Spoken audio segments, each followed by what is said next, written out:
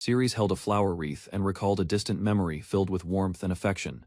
Standing before several women, he struggled to express his feelings while the memory continued unfolding around him. Suddenly, Ceres awoke in bed and realized the scene had only been a dream from long ago. A troubled expression crossed his face as memories of the past lingered in his mind. Looking outside, Ceres reflected on the passing years and recognized that the cherished moment had happened a decade earlier. Ceres, the magic swordsman of the Guiding Light Party, reflected on the long journey that led his group to defeat the Demon Lord. A warm smile crossed his face as thoughts of Shizuko and the others filled his mind. While heading downstairs, he hurried toward the gathering place, hoping to avoid causing trouble for the party leader. Moments later, Ceres found the hero and the other members waiting for him inside. Instead of praise, an unexpected decision awaited. The hero coldly removed Ceres from the party, leaving him stunned and speechless. Ceres calmly accepted the party's decision, having sensed this outcome long before the meeting began. Behind the hero's impressive reputation, he had noticed a serious flaw that threatened the group's future. Despite his talent and charisma, Zect often acted selfishly and ignored the concerns of others. His obsession with women grew worse over time, leading him to chase personal desires without restraint. Because Zect placed those desires above friendship and responsibility, Ceres understood why the party had reached this breaking point. Zect claimed Ceres lacked the ability needed for a great hero's party and declared that he no longer belonged with them. Trying to soften the blow, the hero acted friendly and insisted their relationship would remain unchanged, despite the expulsion. Mel supported the decision, arguing that Ceres would only become a burden and face danger if he continued traveling with them. Observing her expensive necklace, Ceres suspected Zect had influenced her opinion through gifts. Memories of their long friendship resurfaced, yet the hero's smug expression made it clear that Ceres had been completely replaced. Zect mockingly suggested that Ceres return home or join a weaker party, treating him as if he were no longer useful. Rather than arguing, Ceres reflected on the situation and realized the hero had misunderstood his relationship with Mel from the start. Accepting the outcome, he decided there was no reason to fight back. A memory surfaced of Ceres honestly warning Zect about his behavior, hoping their friendship would keep the party united. That friendship finally came to an end as Mel quietly bid farewell, leaving Ceres to walk away from the group alone. Ceres accepted the expulsion and wished the party well. After a brief farewell, he left without showing anger. Walking through the city, he reflected on his concern for the group, which came from a protective feeling rather than affection. Then he recalled a secret hidden from everyone. Ceres remembered his previous life as a middle-aged man with a family, whose memories still guided his actions. Ceres admitted that memories from his previous life had shaped his unusual preferences in this world. While walking through town, he reflected on how differently society viewed age in adulthood. The local customs frustrated him, especially when mature women were treated as old despite their youth. Remembering his former life as a 42-year-old man, he found it impossible to see teenagers romantically. With that thought settled, Ceres prepared to leave the city and return to his hometown. After leaving the party, Ceres visited a slave merchant and was welcomed inside. The merchant recognized him as a former hero, party member, and learned that he had become an ordinary adventurer. Ignoring the expensive selections, Ceres asked to see the female slaves available for purchase. He explained that he wanted a reasonably priced woman to help with household duties. Understanding the request, the merchant led Ceres toward a separate section that housed servants suited for domestic work. Ceres entered the holding area and was disturbed by the sight of women confined in cramped cages. While looking around, he suddenly noticed a familiar face among the slaves and froze in disbelief. Shock spread across the room as Ceres recognized the woman and called out to her. Shizuko recognized him as well, leaving both stunned by the unexpected reunion. Memories resurfaced immediately, reminding Ceres that Shizuko had once been his first love. Ceres learned that the slave he had found was Shizuko, the mother of Zect, the hero who had expelled him. When he asked the price, the merchant offered her for a surprisingly small amount. The explanation angered Ceres, as Shizuko was being undervalued because of her age and past hardships. Ignoring the merchant's judgment, he purchased her and arranged proper care. After receiving new clothes, Shizuko joined Ceres, embarrassed but grateful to leave her captivity behind. Shizuko apologized for causing trouble and felt ashamed that Ceres had spent money to buy her freedom. The merchant completed the paperwork and officially transferred ownership to Ceres. With the transaction finished, Shizuko was released from the shop and left with him. Ceres brought her to a clothing store so she could replace her worn outfit. After changing, Shizuko appeared far more comfortable, while Ceres quietly ensured she would be treated with dignity from then on. Then Shizuko nervously showed her new appearance and waited for Ceres' reaction. Wanting to celebrate her freedom, Ceres offered her a snack while they rested together. Overwhelmed by gratitude, Shizuko bowed deeply and promised to serve him faithfully. Ceres quickly stopped her, but Shizuko insisted that fulfilling her duties was natural. Unable to hold back her emotions, she broke into tears, touched by the kindness he had shown her. After calming down, Shizuko prepared to explain the reason behind her tears. Ceres tried to comfort her, though he quickly realized his usual approach felt inappropriate. While listening, he reflected on how much he cared about Shizuko and her well-being. Then Shizuko revealed the painful truth. Her husband had sold her into slavery. The revelation shocked Ceres. Suspecting Zek's family was involved, he began piecing together the reason behind her suffering. Years of reckless spending on gambling, alcohol, and women drained Shizuko's family wealth until almost nothing remained. Concerned about their future, she confronted her husband and accepted his promise to change. Trusting his words, Shizuko followed him into town, only to discover that he had arranged to sell her into slavery. Listening quietly, Ceres learned that Zekt had consistently supported his father over her. Looking back, Shizuko concluded that wealth merely amplified flaws that had already existed within Zekt. A childhood memory resurfaced as Ceres recalled Zekt mocking Shizuko for her age and worth. Sitting beside her, he reflected on those words and how unfairly society judged older women. Shizuko admitted she still felt anger, though she accepted that nothing could change the past. Dark humor slipped into her thoughts as she imagined the consequences awaiting those responsible. Seeing her apologize for being an older woman, Ceres gently dismissed the idea and reassured her instead. Relief finally returned to Shizuko's face as she realized her painful ordeal had come to an end. Watching her smile, Ceres quietly admired her beauty and rejected the idea that she was old. Memories flooded back of the woman who had comforted him through difficult times and inspired him to help others.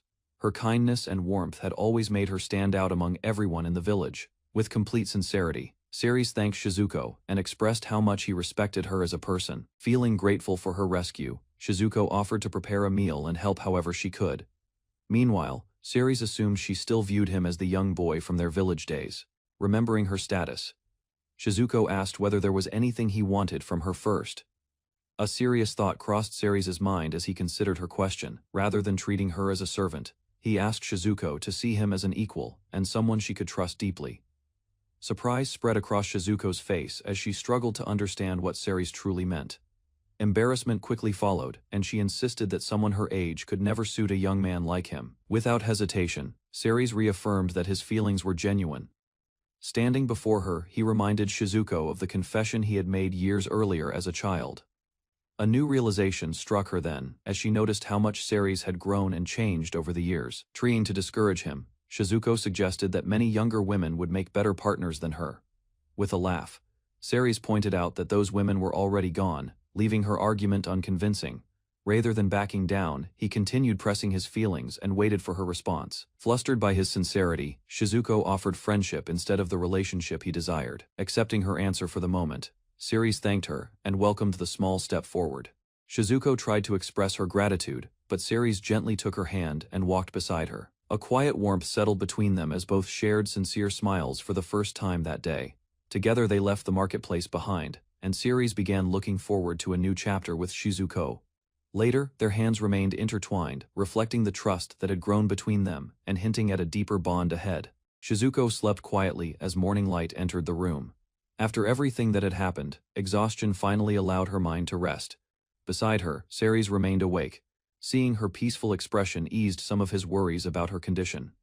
The previous night's pain still weighed heavily on her. Gradually, Shizuko opened her eyes. Her gaze shifted towards Ceres as awareness slowly returned. Their hands stayed linked on the bed. A calm morning followed, bringing both of them a brief moment of comfort.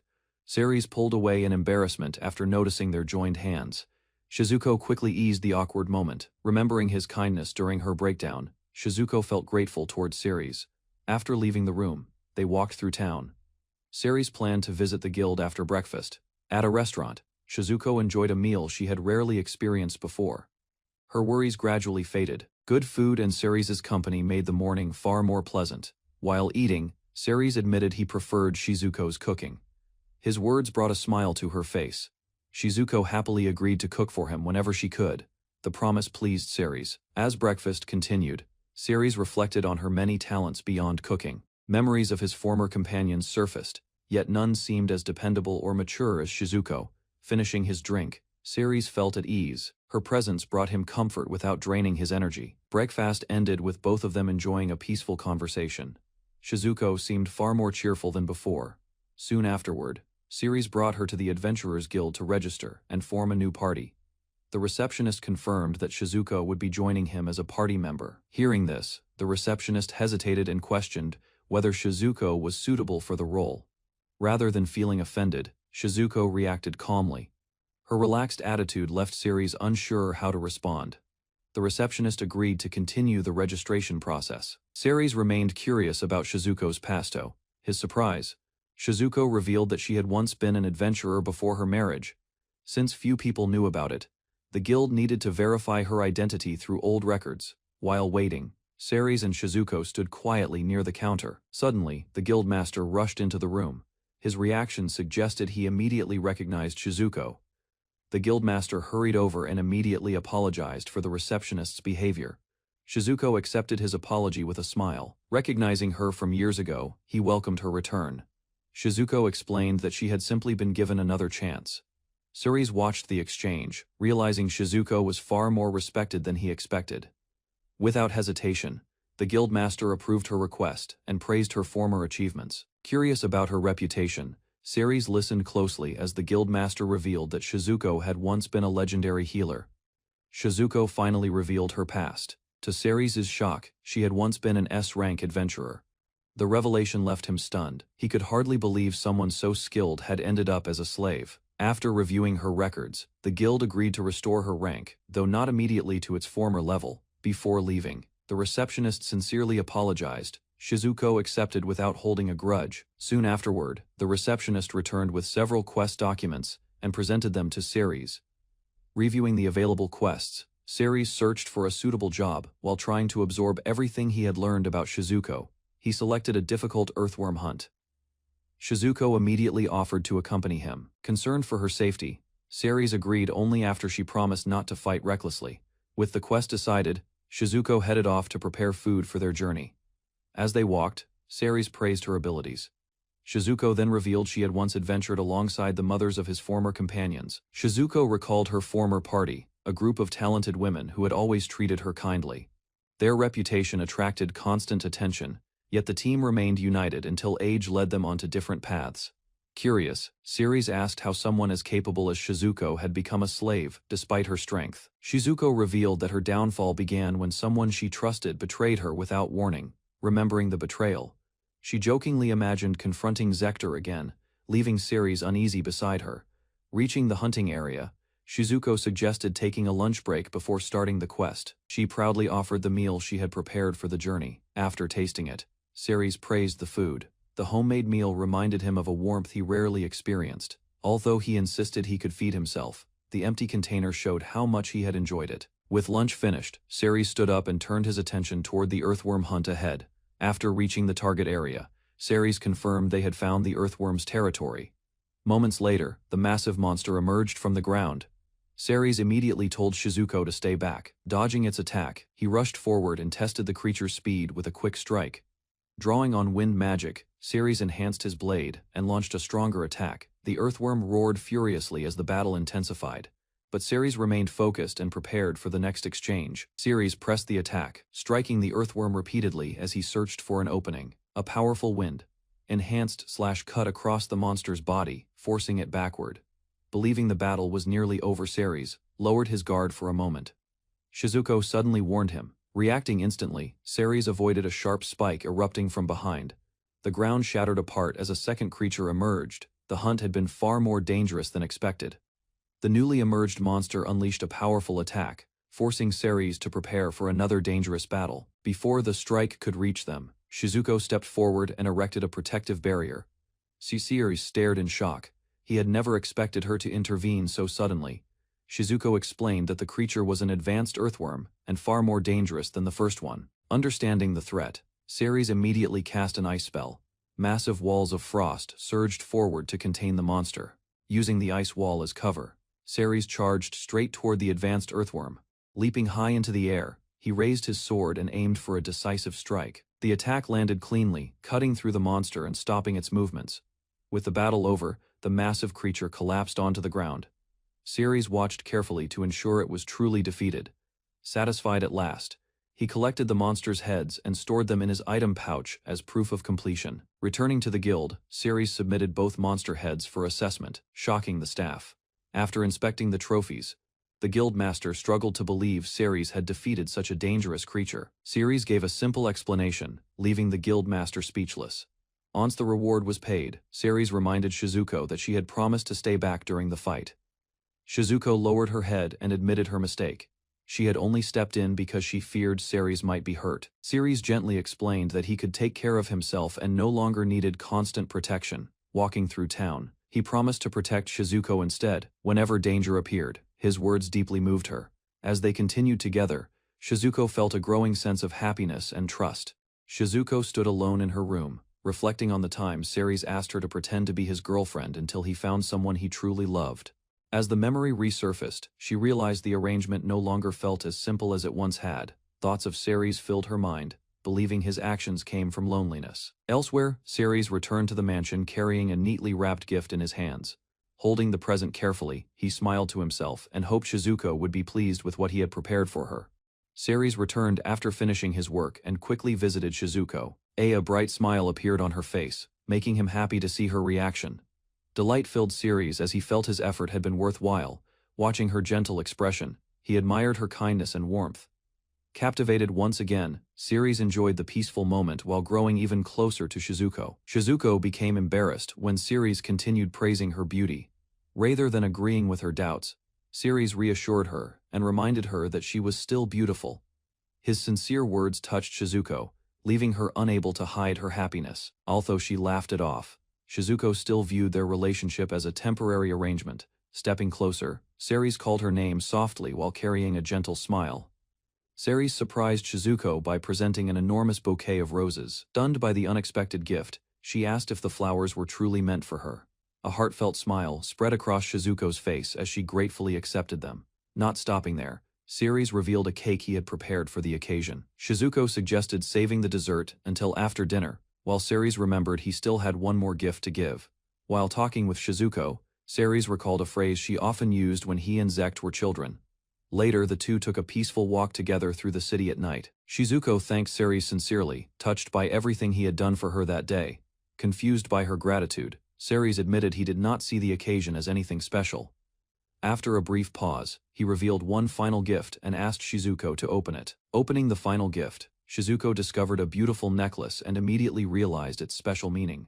Unease filled her heart as she remembered that such a gift symbolized deep romantic feelings in her world. Despite her hesitation, Ceres calmly showed that he understood exactly what the necklace represented. Shizuko worried that accepting it might lead to regret for him in the future, making her reluctant to respond. Standing before her, Ceres sincerely confessed his feelings. Shocked by his seriousness, Shizuko could only stare at him in silence. Shizuko tried to reject Ceres's confession, believing someone like her could never be worthy of his love. Without hesitation, Ceres declared that she was perfect to him and wished to stay by her side forever. His unwavering sincerity left Shizuko overwhelmed as she searched his face for any sign of doubt. Tears formed in her eyes while she worried about the future and whether he might regret this choice. Ceres embraced her firmly and revealed she was the first person he had ever truly loved, deepening her emotions. Overcome with emotion, Shizuko accepted Ceres's confession and embraced him in return. Afterward, she carefully put on the necklace he had given her. A bright smile appeared as she proudly showed the gift, hoping he would like how it looked on her. Seeing her happiness, Ceres felt certain he had made the right choice. Later that night, Shizuko stood beneath the shower, unable to calm the excitement and emotions lingering in her heart. While showering, Shizuko reflected on her decision and realized there was no turning back after accepting Ceres's feelings. The necklace reminded her that his confession had been sincere from the beginning. Memories of her unhappy marriage surfaced, making Ceres's kindness feel even more meaningful. She recalled how he had cherished her since childhood and often dreamed of a future together. Standing beneath the flowing water, Shizuko finally accepted that Ceres had always meant every word he said. Remembering Ceres's childhood, Shizuko realized she had mistaken his feelings for simple loneliness. As she reflected further, she finally accepted that his affection had always been genuine. Thoughts of the night ahead made her nervous, knowing their relationship had truly changed. Doubt soon appeared as she worried about her age and whether she could meet his expectations. Trying to ease her concerns, Shizuko imagined a younger version of herself and quietly laughed at the thought. After finishing her shower, Shizuko decided not to keep Ceres waiting any longer. Wrapped in a towel, she entered the room and informed him that the bath was free. Caught off guard by her appearance, Ceres struggled to hide his nervousness as silence filled the room. Taking a seat nearby, Shizuko accepted that their relationship had reached a point where neither wished to turn back. Shizuko lay silently, her heart pounding as she waited for Ceres in the dim room. A distant memory surfaced. Maruna's smiling face haunted her thoughts, drawing out guilt and hesitation. Ceres approached cautiously. Shizuko, nervous yet resolute, requested tenderness, her eyes revealing a complex vulnerability. Their closeness intensified. Inexperience showed on both sides, yet neither pulled away from the growing tension. Breaths quickened. Their connection deepened through a series of hesitant but meaningful touches, guided by trust. Ceres held her close, guiding the moment with unexpected confidence that caught Shizuko off guard. She responded to his sincerity, her guarded heart slowly softening beneath his attentive gaze. Though flustered, Shizuko allowed herself to be vulnerable, uncertain how to handle his focused attention. Ceres moved gently, his touch deliberate, seeking to understand her and ensure she felt cared for. Emotion swelled within her as she realized he was giving everything just to make her happy. Ceres moved closer, and Shizuko felt sensations she hadn't experienced before, her breath catching. His gestures became bolder, and despite hesitation, she didn't stop him as her body reacted. The moment felt overwhelming. Unused to the attention, she struggled between embarrassment and growing acceptance. Emotion welled up. Being desired so openly awakened something long buried deep within her. As Ceres prepared to continue, Shizuko met his gaze, her heart beating faster with anticipation. Fingers intertwined, she closed her eyes, letting quiet emotion settle in the stillness between them. A wave of sensation broke through restraint. Physical closeness intensified the bond they hesitated to name. Movements grew more deliberate. Neither resisted the closeness as their connection deepened under the weight of shared longing. Embraces tightened. Their bodies remained locked, not just in desire, but in something unspoken yet mutual. Overwhelmed by rising tension, he called her name, releasing more than just energy, but something deeply buried inside. Overwhelmed by sensation, she trembled, her body reacting with intensity she hadn't anticipated. Exhaustion lingered in the air, yet the quiet between them held something unresolved. Taking initiative, she shifted roles, now seeking connection on her own terms. Movements became deliberate. Her expression reflected both focus and growing emotional vulnerability. Within her thoughts, certainty formed this bond had become something she could no longer live without. Morning light filtered through the windows as she slowly stirred, piecing together fragments of memory. Awake now, she turned to find him beside her, warmth still lingering between them. Realization set in. She sat up, unsure how long she had slept. His calm expression softened her nerves, though his words left her flustered and embarrassed. Silence followed until one reached for the sheet's responsibility, waiting beyond their shared moment. A playful suggestion broke the calm, and their closeness quietly resumed beneath the morning light. Later, dressed and composed, she spoke with faint exhaustion while he offered a light-hearted apology. She expressed gratitude through a tired smile, while he reflected awkwardly on his own eagerness. To ease the mood, he presented a heartfelt meal, its charm reflected in her smile. They sat together again, letting quiet comfort replace tension as they shared a simple breakfast. While they shared a quiet meal, she offered unwavering support for whatever path he would choose. In his thoughts, a peaceful future with her felt like an ideal worth pursuing. Yet complications loomed. Taking that path might cause tension with others connected to his past.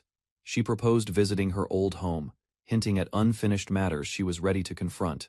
He hesitated, unsure of her intent, but knew better than to ask for details. He expressed a quiet wish to return to Jamuna village and live a peaceful life. She agreed, sharing the same desire and hoping to reconnect with familiar friends from the past. At the village, they observed Haruka, now devoted entirely to her husband's restaurant duties. Sayo remained burdened by endless chores, stuck in a demanding household with little recognition. Misaki, too, continued her quiet routine, managing tasks while her husband left her unnoticed. She quietly acknowledged how deeply their friends' marriages had fallen into disrepair. He smiled faintly, sensing something left unsaid behind her calm voice. Though uncertain about his purpose, he looked forward to arriving in the village. As the day passed, light-hearted thoughts filled the air once more.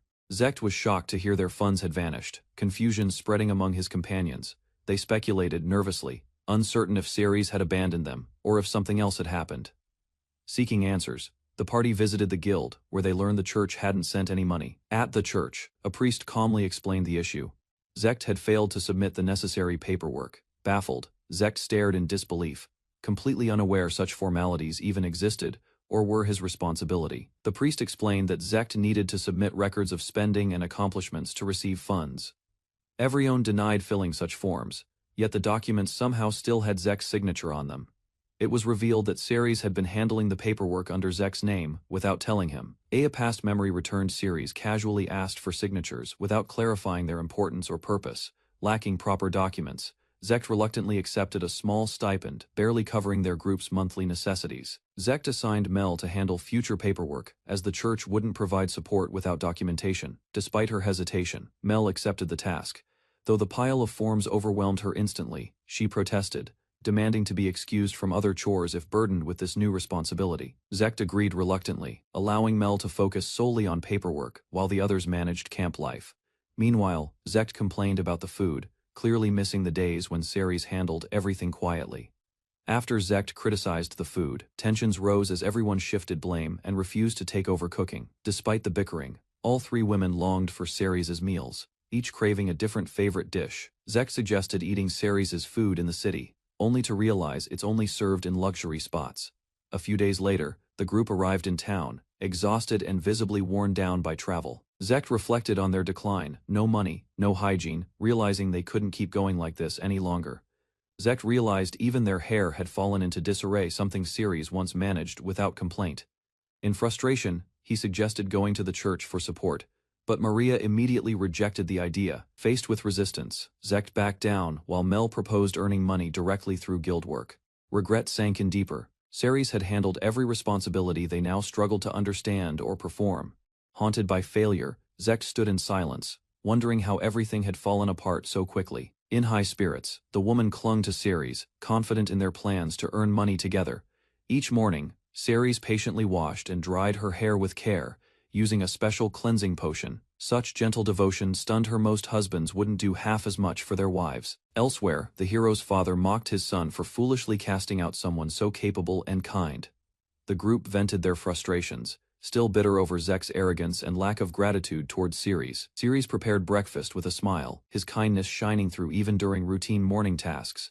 Even when someone was sick, he showed concern. Unlike Zekt, who ignored their condition entirely, wanting to make her happy, Ceres cooked and cared for her, bringing joy to her days. Their nights were warm, their days peaceful. His gentle nature made every moment feel fulfilling. In a heartbeat, she'd choose to save Ceres, no hesitation. His worth far outshone the hero's. Shizuko found peace beside Ceres, wrapped in warmth, knowing she belonged completely to him. Out in the forest, Ceres stood victorious among slain beasts, proving his strength in silence. Used to survival, he explained how hunting became necessary after losing support from the hero's party. Being a magic warrior left him without aid, forcing him to handle every expense alone. Despite fighting alongside heroes, he completed odd jobs just to survive unrecognized, but never bitter, as she comforted him. Shizuko acknowledged the weight of the burdens he'd quietly carried alone. Ceres recalled slaying wyverns and dragons, his strength developed through constant struggle and harsh necessity. Despite his skills, he was relegated to the sidelines, never granted the power others received freely. To Shizuko, Ceres's strength rivaled even legendary heroes. His humility only made his value clearer. After submitting their report, a guild receptionist unexpectedly halted Ceres, requesting he wait for something important. Ceres learned he was still listed under the hero party despite forming a new one. The receptionist explained she had only created a subgroup within the main hero registry. Although she hadn't told Zekt, she reassured them the arrangement wouldn't affect their operations. An official breakdown confirmed Ceres as the leader of a separate unit under Light of Hope. Their membership ensured continued privileges, prompting Shizuko to question her new status with amusement. Shizuko's affiliation was clarified. She officially belonged to the separate force under Ceres's command. As recognition of his strength, Ceres received the prestigious title of Dragon Slayer from the guild. Shizuko, curious, asked if any other party members had achieved the same feat as Ceres. Only Ceres had slain dragons. Zekt and Lyda merely faced demi-dragons and wyverns. The receptionist froze upon realizing Shizuko was not just a member but Zekt's own mother. The receptionist panicked upon learning Shizuko was Zekt's mother, but Shizuko calmly clarified her current role. Registry records listed her as Ceres' slave, a fact she embraced with romantic affection. Confused and overwhelmed, the receptionist turned to Ceres, asking for a clear explanation of the situation. Anger surfaced as she denounced Zect, blaming him for past injustices and calling him an enemy. Finally composed, she offered Ceres and Shizuko a proposal, hinting at something more to come. Ceres was surprised when Shizuko asked if he wanted to enter a guild marriage with her. Embarrassed, she hesitated, unsure if such a formal step was right for someone her age. The receptionist explained the registry an official bond through the guild to manage shared affairs. Ceres compared it to a family registry and confidently offered to proceed with the marriage. Still blushing, Shizuko questioned his certainty, concerned about their age gap and the formality involved. Ceres confessed he had fallen for Shizuko first, reassuring her with sincere, unwavering warmth. Smiling beside him, Shizuko accepted their future together with grace and a touch of affection.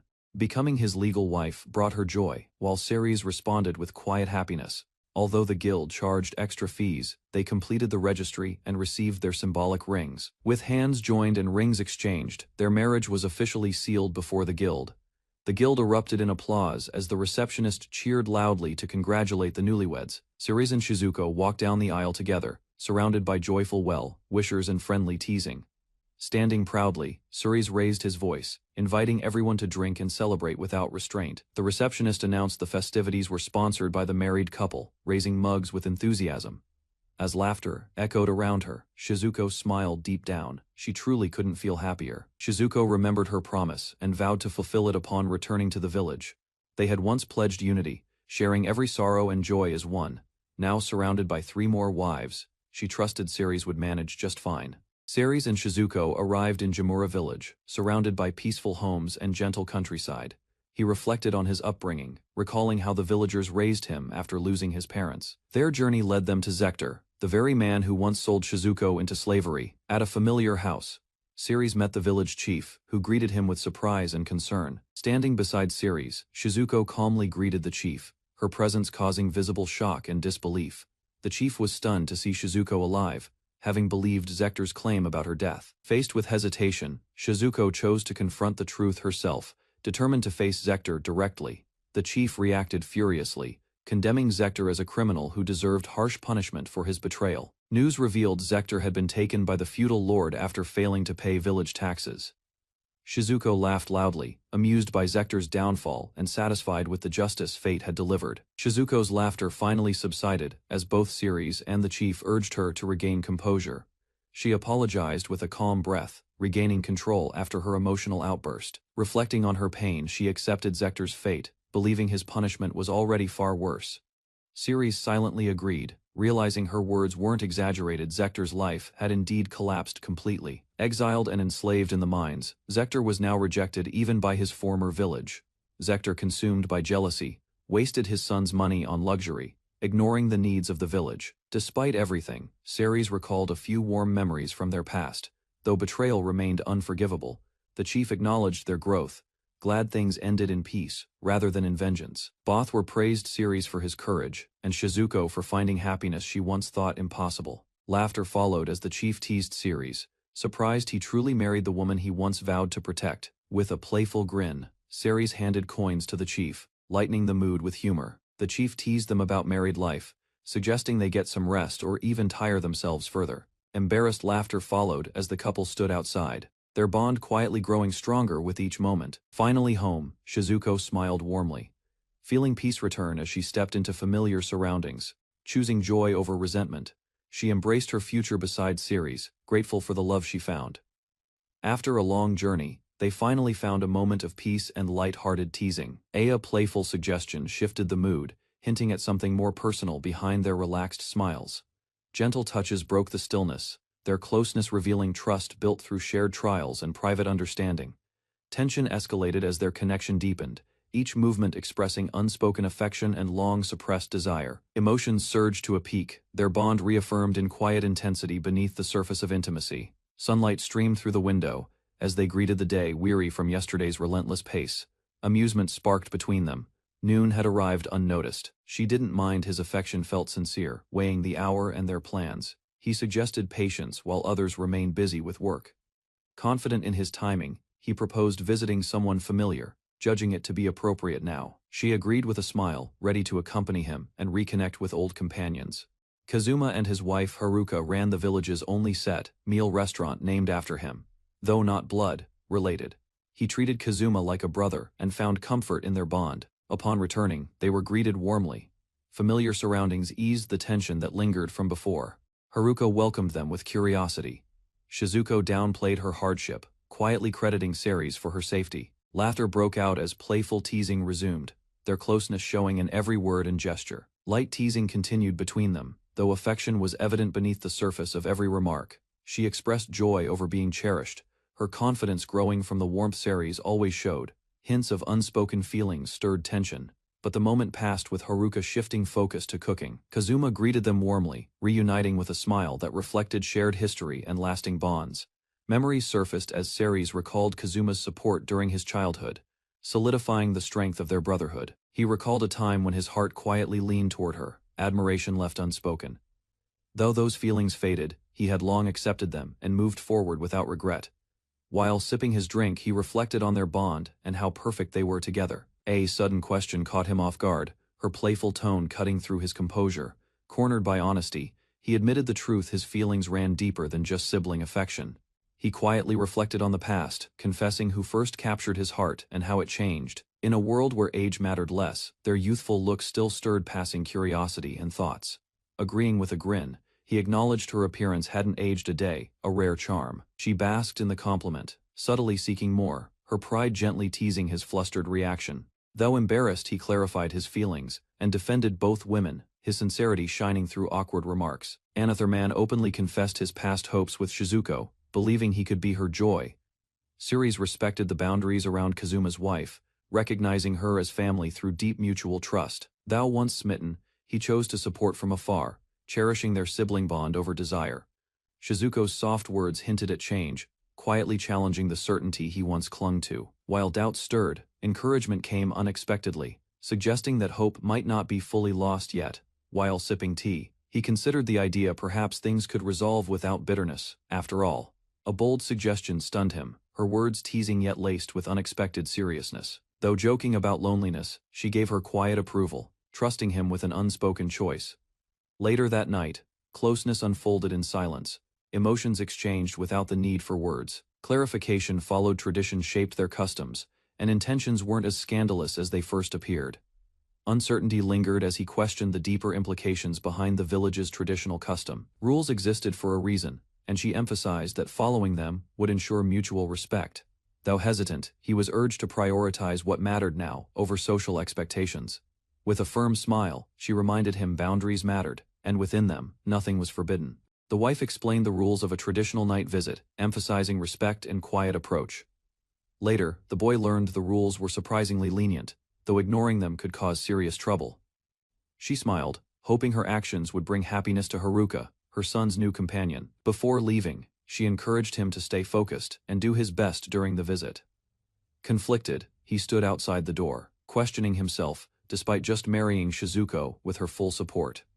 Creeping quietly into the room, he questioned if her insistence meant this might actually succeed. Although unsure of Shizuko's intent, he believed this chance might bring both her and Haruka closer. Seeing her asleep, he chose to act, deciding to seize the opportunity without hesitation.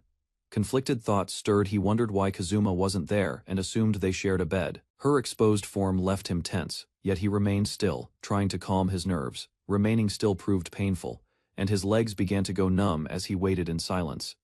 She woke up and turned, eyes locking on him in surprise and confusion. Rising cautiously, she questioned his name, trying to understand what he was doing there. Her tone softened, yet her eyes stayed sharp as she addressed him directly. She pointed out his position beside her, questioning if he truly understood its meaning. Ceres smiled nervously, unsure how to respond as her heart pounded under Haruka's gaze. Without warning, she smacked him hard, furious yet flustered by his clueless behavior. Standing up, Haruka demanded answers. Mistaking the situation as some kind of joke at her expense, she launched a powerful kick, shouting that such behavior was utterly unacceptable. Despite her outburst, she declared she was calm, while Ceres backed away, pleading for peace. Haruka demanded an explanation, and just as Ceres tried to confess, she silenced him abruptly. Dismissing his words as a joke, she shouted, refusing to believe his feelings were sincere. Her tough expression cracked, revealing hurt. Even she felt wounded by what seemed like mockery. Cerise began to speak the truth, but someone called out, interrupting the tension in the room. A man entered, confused by the scene, calling Cerise's name with concern and suspicion. Cerise smiled blankly, resigned to his fate, convinced that this was the end for him. Surrounded and pressured, he listened as Haruka warned their bond might be severed depending on his answer. With everyone waiting, he hesitated, but knew he could no longer remain silent. He admitted he had feelings for Haruka, but gave up because she already had Kazuma. Haruka lashed out, furious and betrayed, while Kazuma watched in grim silence beside her. Kazuma silenced Haruka firmly, declaring this was a conversation between men that needed to happen. He reminded Ceres that love isn't easily abandoned, just like his own feelings for Haruka. Despite Ceres' hesitation, Kazuma pushed him to be honest, and stop holding back. Ceres faced forward, determined, ready to reveal everything hidden in his heart. He admitted his jealousy, believing their smiles meant he never had a chance from the start.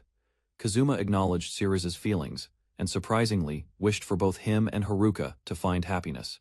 He reflected on Haruka's youth, noting she was still a mother despite her appearance and age. Turning serious, Kazuma asked the crucial question, did Ceres truly still love Haruka? Ceres admitted he didn't want to give up, believing love wasn't limited by age or status. With determination, he declared he'd confess his love if Haruka was willing to accept him. Ceres tried to deflect the topic, but Kazuma demanded clarity on his feelings for Haruka, driven by emotion. Ceres finally shouted his true feelings. He loved her without hesitation. Kazuma challenged the confession, warning how quickly time would age Haruka, despite her youthful look. He questioned whether Ceres could love her even in old age, demanding lifelong commitment. Without backing down, Ceres declared his feelings wouldn't change. No matter how much time passed, Kazuma turned to Haruka, asking what she thought, while she blushed quietly, processing everything. Haruka questioned his feelings, reminding him she once cared for him as a baby. She recalled how young he was when he confessed love, unsure how to handle it now. Kazuma, ever blunt, shouted she'd be an old hag, causing both shock and embarrassment. Despite their doubts, Ceres remained firm, declaring his will to stay and love her always. Ceres looked straight ahead, voice steady, declaring that despite everything, his feelings remained unchanged. Haruka blushed deeply, realizing the depth of his sincerity and how much it affected her. Kazuma gave a nod of approval and stepped aside, ready to leave them to talk alone. However, his sudden challenge startled both of them, pushing the situation into uncomfortable territory. Ceres steadied Haruka, catching her gently, the tension lingering as the moment grew unexpectedly awkward. Haruka challenged Ceres to prove his love directly, shocking everyone with her bold demand. Despite her hesitation, Ceres agreed, leaving her flustered by his unexpected seriousness. He and Kazuma sealed the promise, while Haruka panicked at the unfolding situation. Tension filled the room as Ceres sat silently before her, eyes fixed with intent. Without hesitation, he gently lifted her up, causing a startled blush to rise on her face. She struggled to speak as he carried her closer, yet he pressed forward with calm resolve. Despite lingering feelings for another, he confessed his desire, catching her completely off guard, flustered and overwhelmed. She tried to regain control, but her heart had already betrayed her. He closed the distance, placing his hand gently against her cheek, eyes locked with hers. Though words were few, her flushed face revealed an answer that needed no explanation. A quiet resolve guided her actions as she leaned in and met his lips. Their closeness deepened, unaware of the silent observer seated nearby, watching without expression. Moments later, the atmosphere grew heavier as boundaries blurred and hesitation faded between them. Alone in the room, she lay in quiet anticipation, trying to hide her nervousness. He approached with gentle admiration, offering words that made her face flush with mixed emotions. A moment of hesitation passed as he reached out, tension rising between them without restraint. Conflicted feelings surfaced. She urged caution, unsure if boundaries had already been crossed too far. Another presence nearby shattered the moment, prompting reflection and unresolved feelings between them both. Sudden closeness places both figures in an unfamiliar position, causing confusion and heightened awareness. Movement becomes hesitant, with restraint slowly giving way to instinct. Postures shift as balance changes, creating a fragile pause filled with conflicted emotion. Awareness deepens while restraint weakens under mounting tension. An internal struggle emerges between responsibility and desire. The situation reaches its peak as control slips further. Overwhelming sensations replace rational thought, leaving both caught between hesitation and surrender, unsure how far the moment will carry them. Tension escalated as emotions broke through restraint, their closeness driven by something deeper than impulse. In silence, they lingered, locked in a moment that neither dared to question too soon. Uncertainty surfaced behind flushed cheeks, her voice trembling under the weight of long-buried doubt. He answered with honesty, affirming what she needed to hear, calming the storm in her chest. Relief softened her expression. For the first time, she let herself feel whole again. Quiet admiration lingered as she regained composure, realizing how closely feelings had begun intertwining there. From the doorway, another presence observed calmly, measuring consequences before stepping fully into the room. Moments later, awareness settled as the situation clarified, embarrassment replacing intensity across the unmade bed. Responsibility tempered relief, attention shifted toward boundaries, ensuring no harm followed the lapse afterward, quietly. With tension eased, resolve formed quietly, suggesting growth would follow this fragile turning point ahead. With a calm voice, the man acknowledged their separation, making the situation unmistakably clear. Her tone remained steady, framing their connection as nothing more than a friendly understanding now. Time apart had changed things. Thoughts of starting over once seemed distant, yet no longer impossible. Memories led her back to someone who once meant something more than just a name. Doubt lingered. What if feelings hadn't changed? She questioned intentions, unsure whether to hope or dismiss. With a calm smile, he offered closure if feelings remained. He would step aside without protest. Despite hearing it earlier, she still struggled to accept the reality unfolding before her. Even as a child, his gaze held a sense of attachment that never quite faded. Admitting it wasn't easy, but truth now felt lighter shared between the three of them. Old bonds acknowledged, he gave his blessing, encouraging a new beginning built on trust and care. He confessed his hope that she'd find someone better, someone who wouldn't lead her to sorrow. Now convinced, he believed Haruka's future might be brighter in different hands. Responsibility shifted as he stepped back, trusting the next chapter to unfold with courage and care. New possibilities opened as her tone hinted at playful yet bold suggestions for what may come.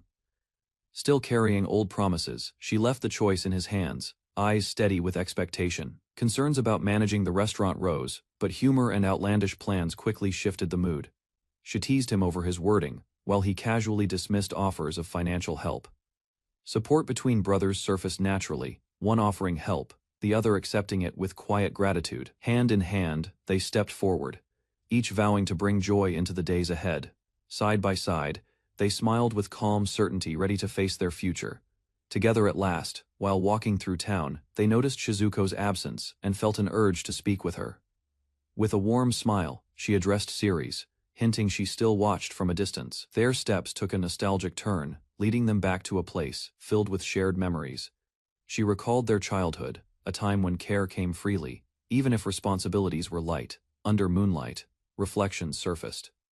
Growth was undeniable. Ceres had changed, and she acknowledged it without hesitation. She teased him about the nostalgic detour, unaware his intentions carried more weight than scenery. With a calm smile, he dismissed the assumption, hinting something more heartfelt was coming. Now alone, he revealed there was something important he'd been waiting to say in private. Past memories held value, but he wanted to start building something new side by side, reaching out. He expressed it clearly. He wished to walk forward with her, as partners. She stood still, caught off guard by his bold words, yet her hand reached forward. Under moonlight, she embraced him tightly, holding on to the warmth that answered her unspoken thoughts. Although the night stretched on, neither wanted to leave. Closeness mattered more than returning. Resting together, they found peace logic forgotten, but a quiet happiness settling firmly between them. Mel sat at her desk, buried in scrolls, frustration mounting as ink stained her hand. She struggled to draft reports detailing supplies and plans, questioning how Ceres ever handled this. Papers flew as she snapped, overwhelmed by the church's endless expectations and constant nitpicking. Meanwhile, Zek dodged chores, refusing laundry duty with an excuse that made Lyda roll her eyes. In truth, his sword barely required care, unlike the burdens Mel silently endured every day. Lyda voiced her frustration, explaining how her weapon dulled quickly and nearly got her killed. In another room, Maria refused to move, rejecting any task before it was even spoken. Sprawled on the bed, she yelled her refusal again, unwilling to lift a finger to help. Zek finally snapped, blaming himself for the chaotic imbalance within their struggling and unmotivated party.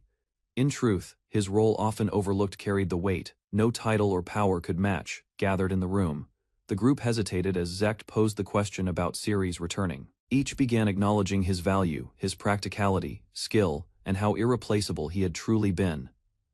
Zect made the decision official, declaring that they must reunite with the one they cast out. Yet doubt surfaced, guilt lingered. Memories of their betrayal began weighing heavier than expected. When reminded of the necklace incident, Zect faltered, realizing their mistreatment may have cut too deep. Maria confronted Zect, accusing him of knowingly humiliating Ceres and questioning his ability to forgive. The weight of her words hit him. He admitted he would have retaliated if roles were reversed.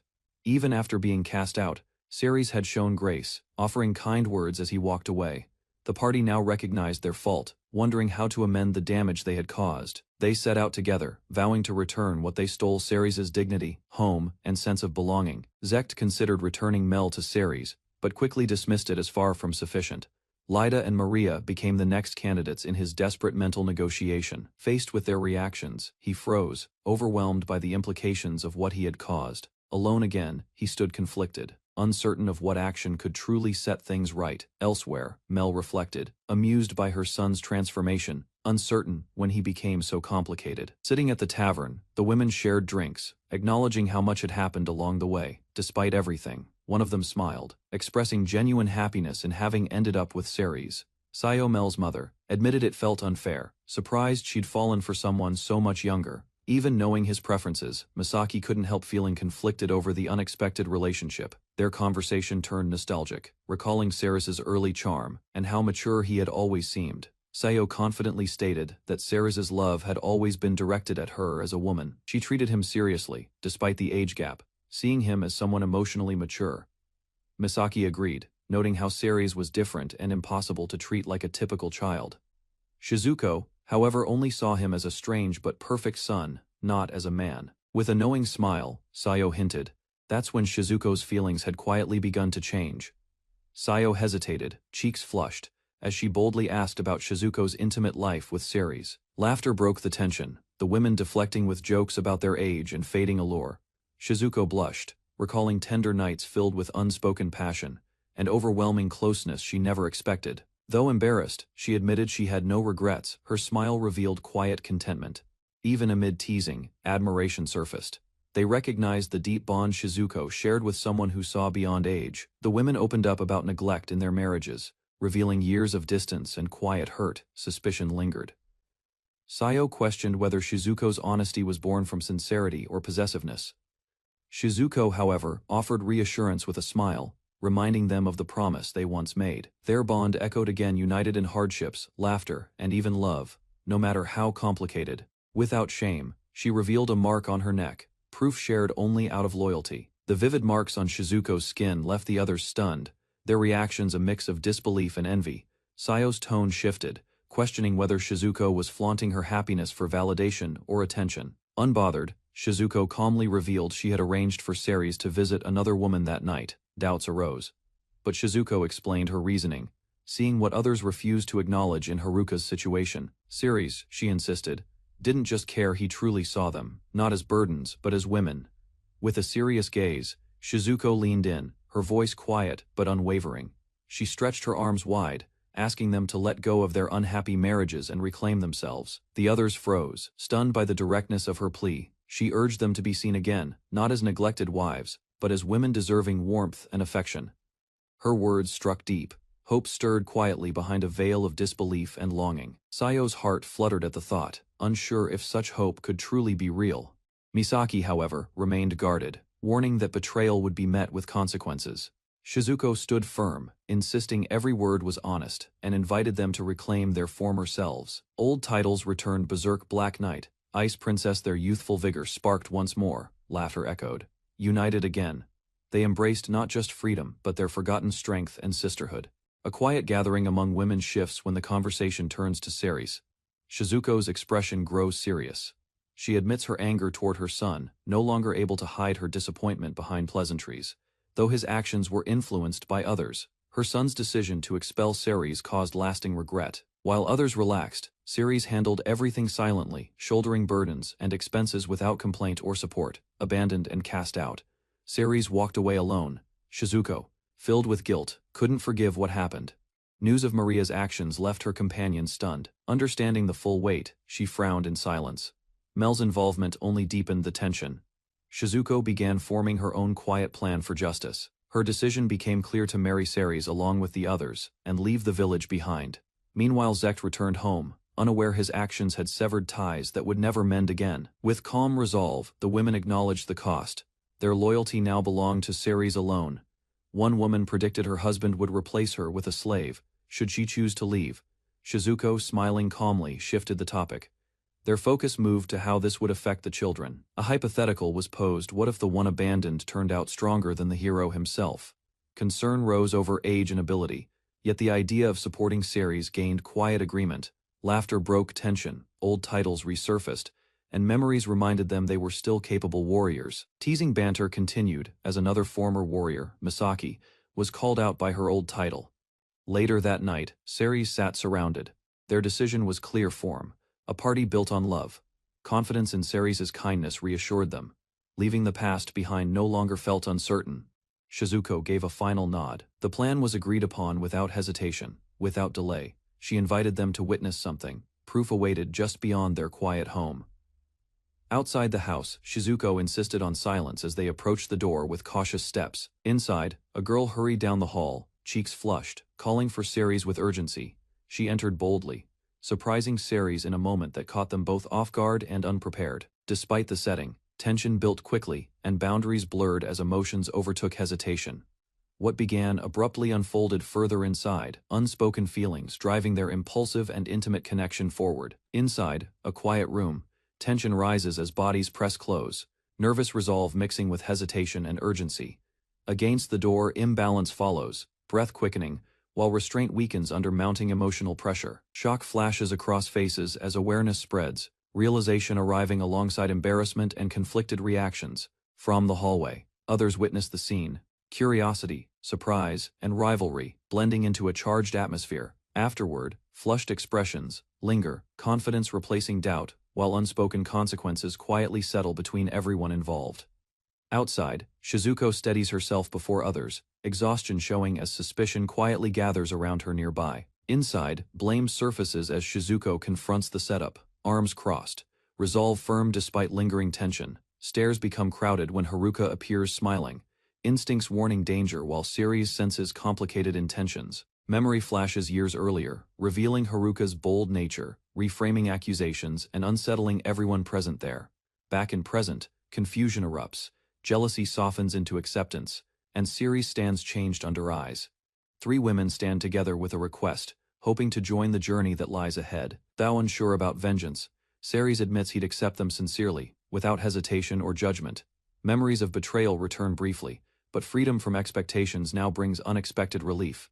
He recalls the moment he was dismissed, knowing his actions were never for personal gain. Facing them again, he clarifies his stance: revenge held no place in his heart. Ceres calmly agrees to take them in, but voices hesitation about seeking justice against the others.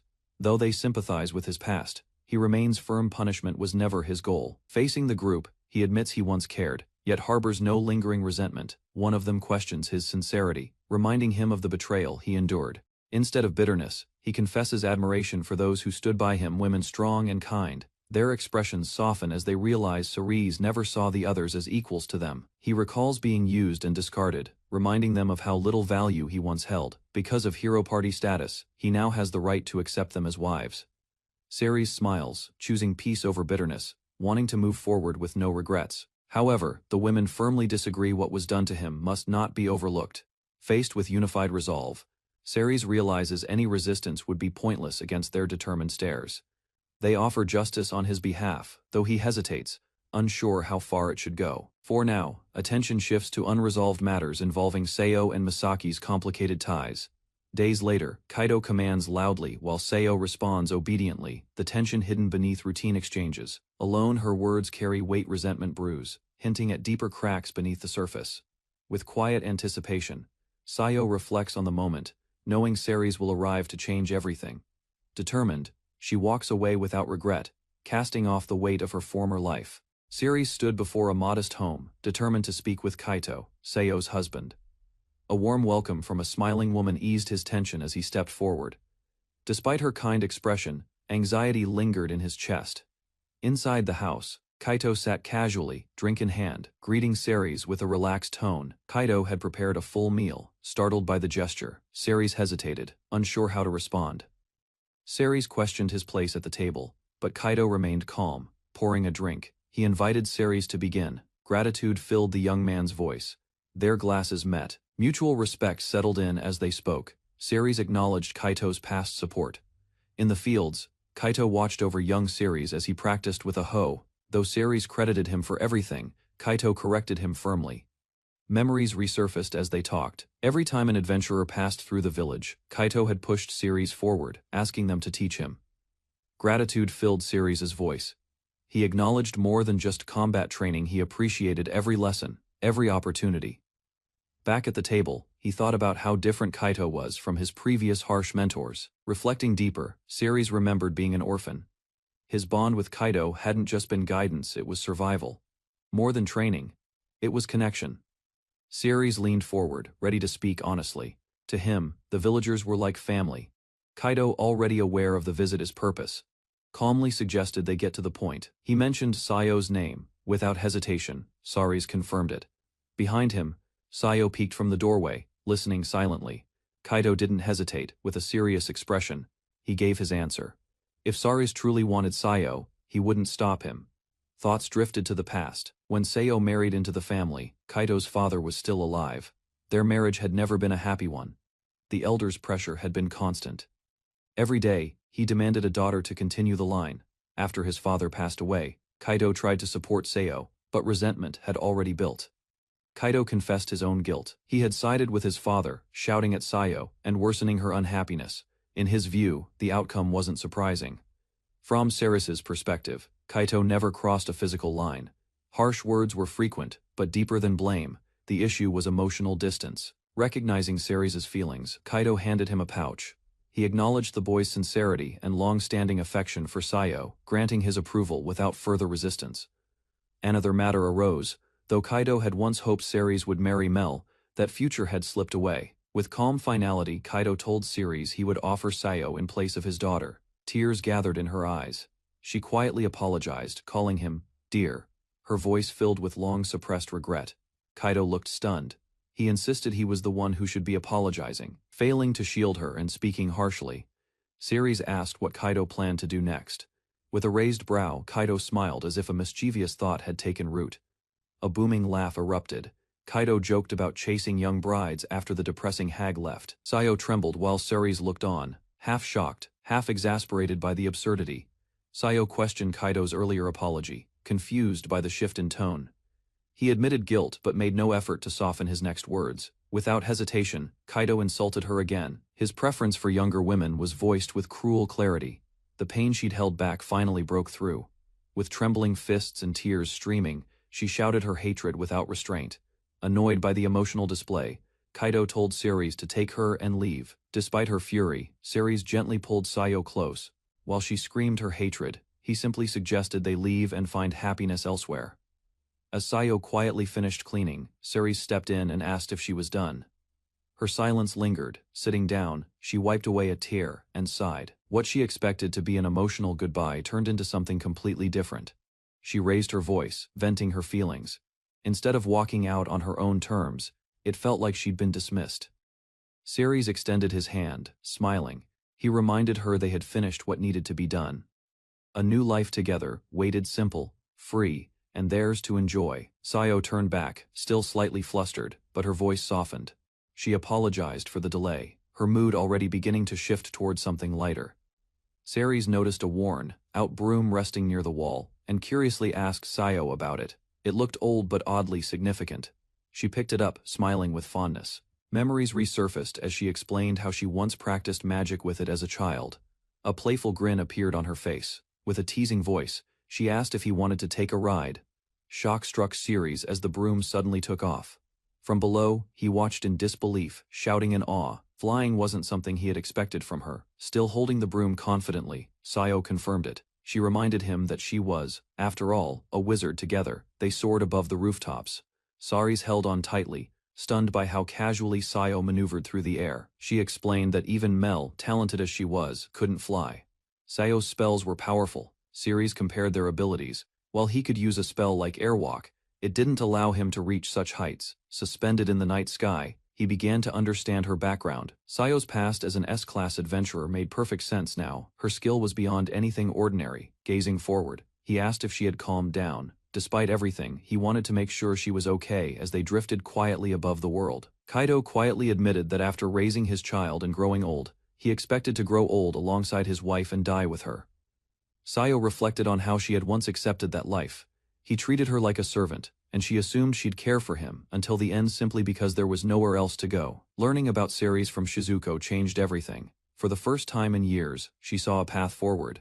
Looking back, she acknowledged her frustration. But truthfully, if neither of them depended on the other anymore, nervous laughter filled the air. Ceres insisted he would never leave her. She asked if he truly meant it. As they climbed higher into the night sky, Ceres grew nervous. Sayo seemed completely at ease, reminiscing about her conversation with someone from her past. Turning toward him, she leaned in. Before he could gather his thoughts, she reminded him he hadn't proposed yet. Ceres froze. Her voice was soft but firm. Despite everything they'd been through, she was still waiting for him to ask properly. Instead, she pressed further. If he loved her since childhood, she wanted to know exactly why. Her question wasn't just playful, it was sincere. He blushed uncontrollably as she teased him, breathing into his ear and squeezing his arm. Sayo's playful teasing backfired. Surprised by her own reaction, she suddenly froze mid-air. Ceres instinctively grabbed her to steady the flight. She lost focus completely. The closeness startled her, overwhelmed by how long it had been since anyone touched her. The broom wobbled, and their altitude dropped fast. Crashing through the trees, they fell into the forest below. Thankfully, branches slowed the impact. Ceres quickly asked if she was hurt while catching his breath. He opened his eyes and found himself above her, stunned by the moment. Their clothes were scuffed, but both remained still, eyes locked. Neither moved away. Instead, Ceres leaned in, gently embracing her. No words followed, just a quiet closeness that sealed the tension between them. Lying close, Ceres quietly whispered her name. Sayo's eyes met his, both caught in the moment. He gently reached for her hand. In the still forest, he admitted this might be their only private time. She moved closer, smiling playfully. Wrapping her arms around him, she asked if this was where they'd truly begin.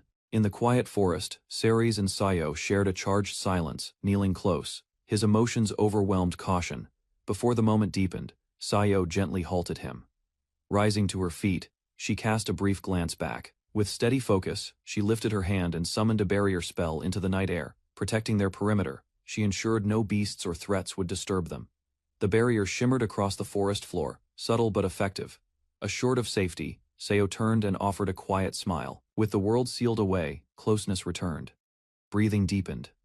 Hands moved gently, and warmth spread between them.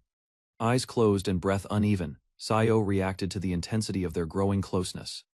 Every movement brought a new ripple of sensation. Ceres pressed closer, his hands guided by instinct. The atmosphere shifted, no longer hesitant, but drawn by unspoken understanding between them. She noticed his rising urgency, her gaze lowering in acknowledgement. Though her words teased, her expression revealed acceptance more than resistance. Lowering herself with calm intent, Sayo responded to his need. Ceres trembled, overwhelmed by her gentle initiative and complete focus. Leaning in, she deepened the moment. Hands wandered, touch slowed. What started as tension now carried a shared rhythm of desire and trust. Breathing heavily, Sayo met his eyes with quiet confidence. She made no attempt to hide her intent. He knelt without hesitation, her body tensed. As sensations surged, the barrier held, leaving them in silence. Supportive hands lifted her slightly. She whispered his name, overwhelmed by the intensity steadily building between them. Against the tree, he held her tightly. No words were exchanged, but their movements stayed in rhythm. Time blurred, her arms clung to him as closeness peaked. Passion moved steadily without interruption or hesitation.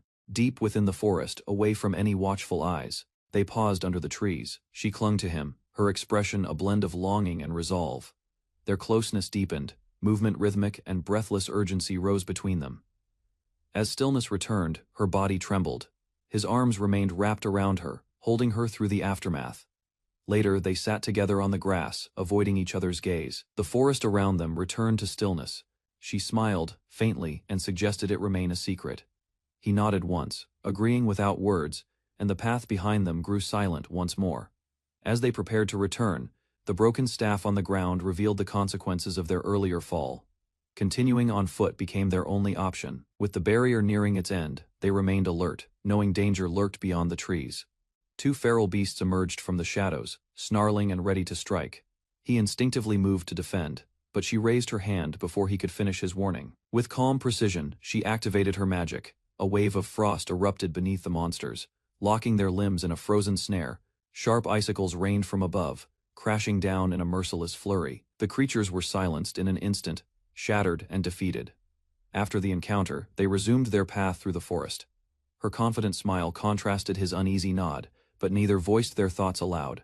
As they walked, he reflected silently on her skills. She fought with ease, casting fast, effective spells and striking with precision. Their progress halted when a towering beast emerged. Larger and fiercer than before, it radiated a stronger presence. Without hesitation, she raised her hand and invoked another spell. A powerful current of freezing energy spiraled toward the enemy, encasing the monster in a burst of chilling force.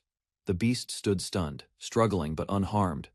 Shock crossed his face. With a small smile, she proudly claimed the spell as her original creation. Despite the complex nature of the technique, she made it sound simple. He listened, impressed, but slightly overwhelmed, his mind lingering on how easily she controlled such dangerous magic.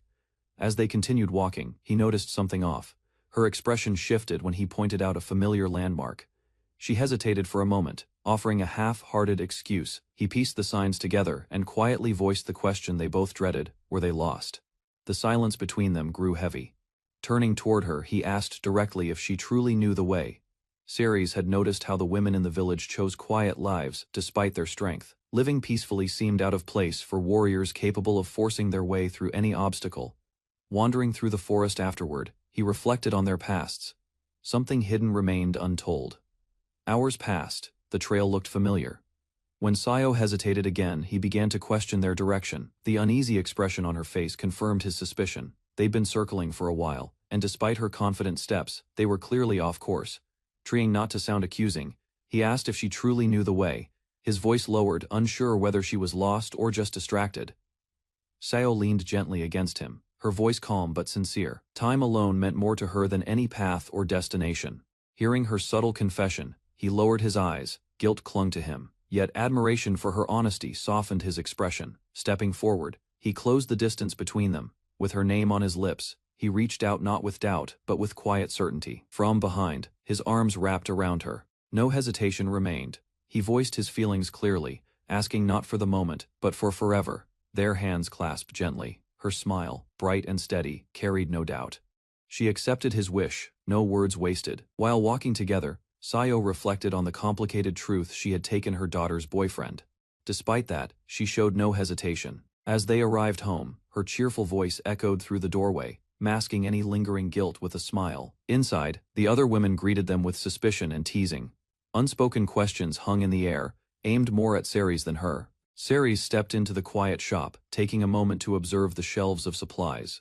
The cozy general store, which doubled as a food vendor, belonged to Shuto and Misaki. He was welcomed warmly by Misaki, who had anticipated his visit. Shuto glanced up from his book, acknowledging Ceres' presence. With a relaxed smile, Shuto greeted him casually. His tone carried ease, hinting at a long-standing familiarity.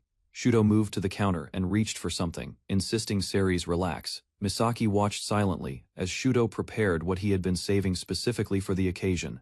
From behind the counter, Shuto revealed a bottle of brandy. Shuto leaned back with confidence, praising Ceres for his sharp understanding. In the entire village, few ever truly related to him. Despite being seen as eccentric, Shuto had deep knowledge of fine items and uncommon intellect. Years earlier, Ceres sat beside Shuto, pen in hand. Though reincarnated, many memories had faded. By the age of 5, Ceres had mastered writing, an achievement that even Shuto considered remarkable. Misaki, listening nearby, acknowledged the impact Shuto had on Ceres' growth. Their bond was built on mutual respect, while Shuto read. Ceres managed the store. They supported each other in quiet, practical ways, forming a partnership that shaped Ceres' early life. Shuto raised his glass, savoring the taste of the drink. In another setting, he could have been a renowned scholar rather than a misunderstood man in a quiet village. Ceres responded with appreciation, enjoying the relaxed atmosphere. Moments like these with Shuto and Kazuma remained rare, but welcome. Reflecting on their conversations, Shuto admitted that speaking with others brought little joy. Only a few truly understood him. With a calm tone, Shuto confessed his shortcomings as a husband and father. Caring for Maria had always felt burdensome to him. Misaki stepped forward, cutting through the chatter. She reminded Ceres of the real reason he came, and he silently acknowledged it. Misaki gave her consent without hesitation. Standing firm, she told Ceres he could take her with him. Shuto echoed the same sentiment. No longer seeing himself as a husband, he reaffirmed what he had said before. His feelings for Misaki had faded long ago. Since Maria's birth, their emotional distance only grew, leaving their relationship cold.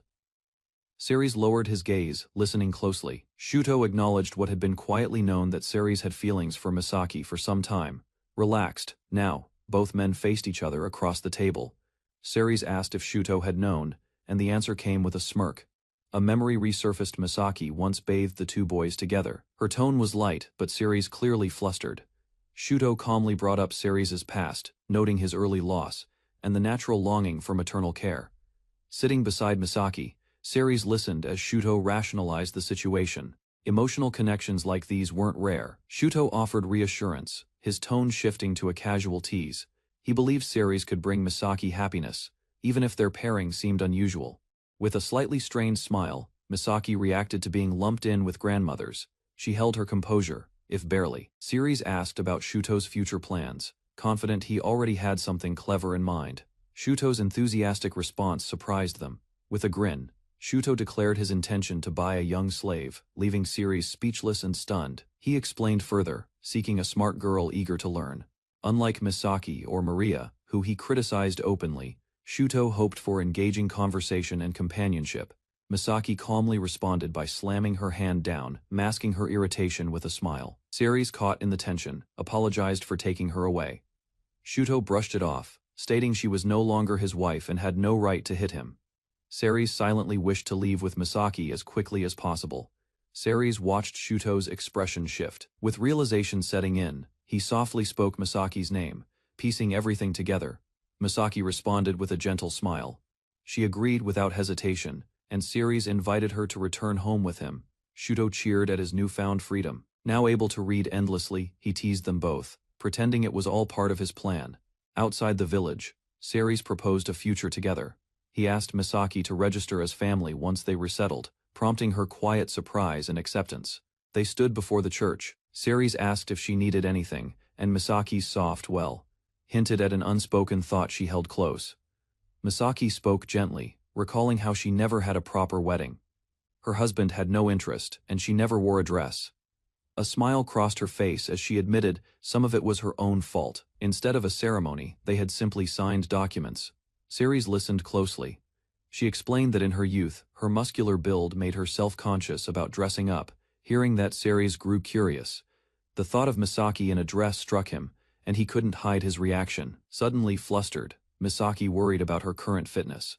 Though unsure about fighting again, she still prepared for the journey ahead. Determined, Misaki declared her resolve to fight on the front lines. She couldn't allow herself to be a burden to Ceres. Before Ceres could stop her, she turned with a smile and ran off, announcing her intent to train. At a rocky field, she met with several women. Misaki apologized for gathering them on short notice. One of them remarked on how sudden it was, while another wasn't surprised, knowing Misaki's habit of acting quickly. Facing a rock golem alone, Misaki explained she needed to regain her strength. Her companions offered a defensive buff support and lighthearted encouragement, though some preferred cheering with tea from the sidelines. Standing firm before the massive golem, Misaki raised her sword. With a determined shout, she launched her attack. Her blade struck the stone beast with force.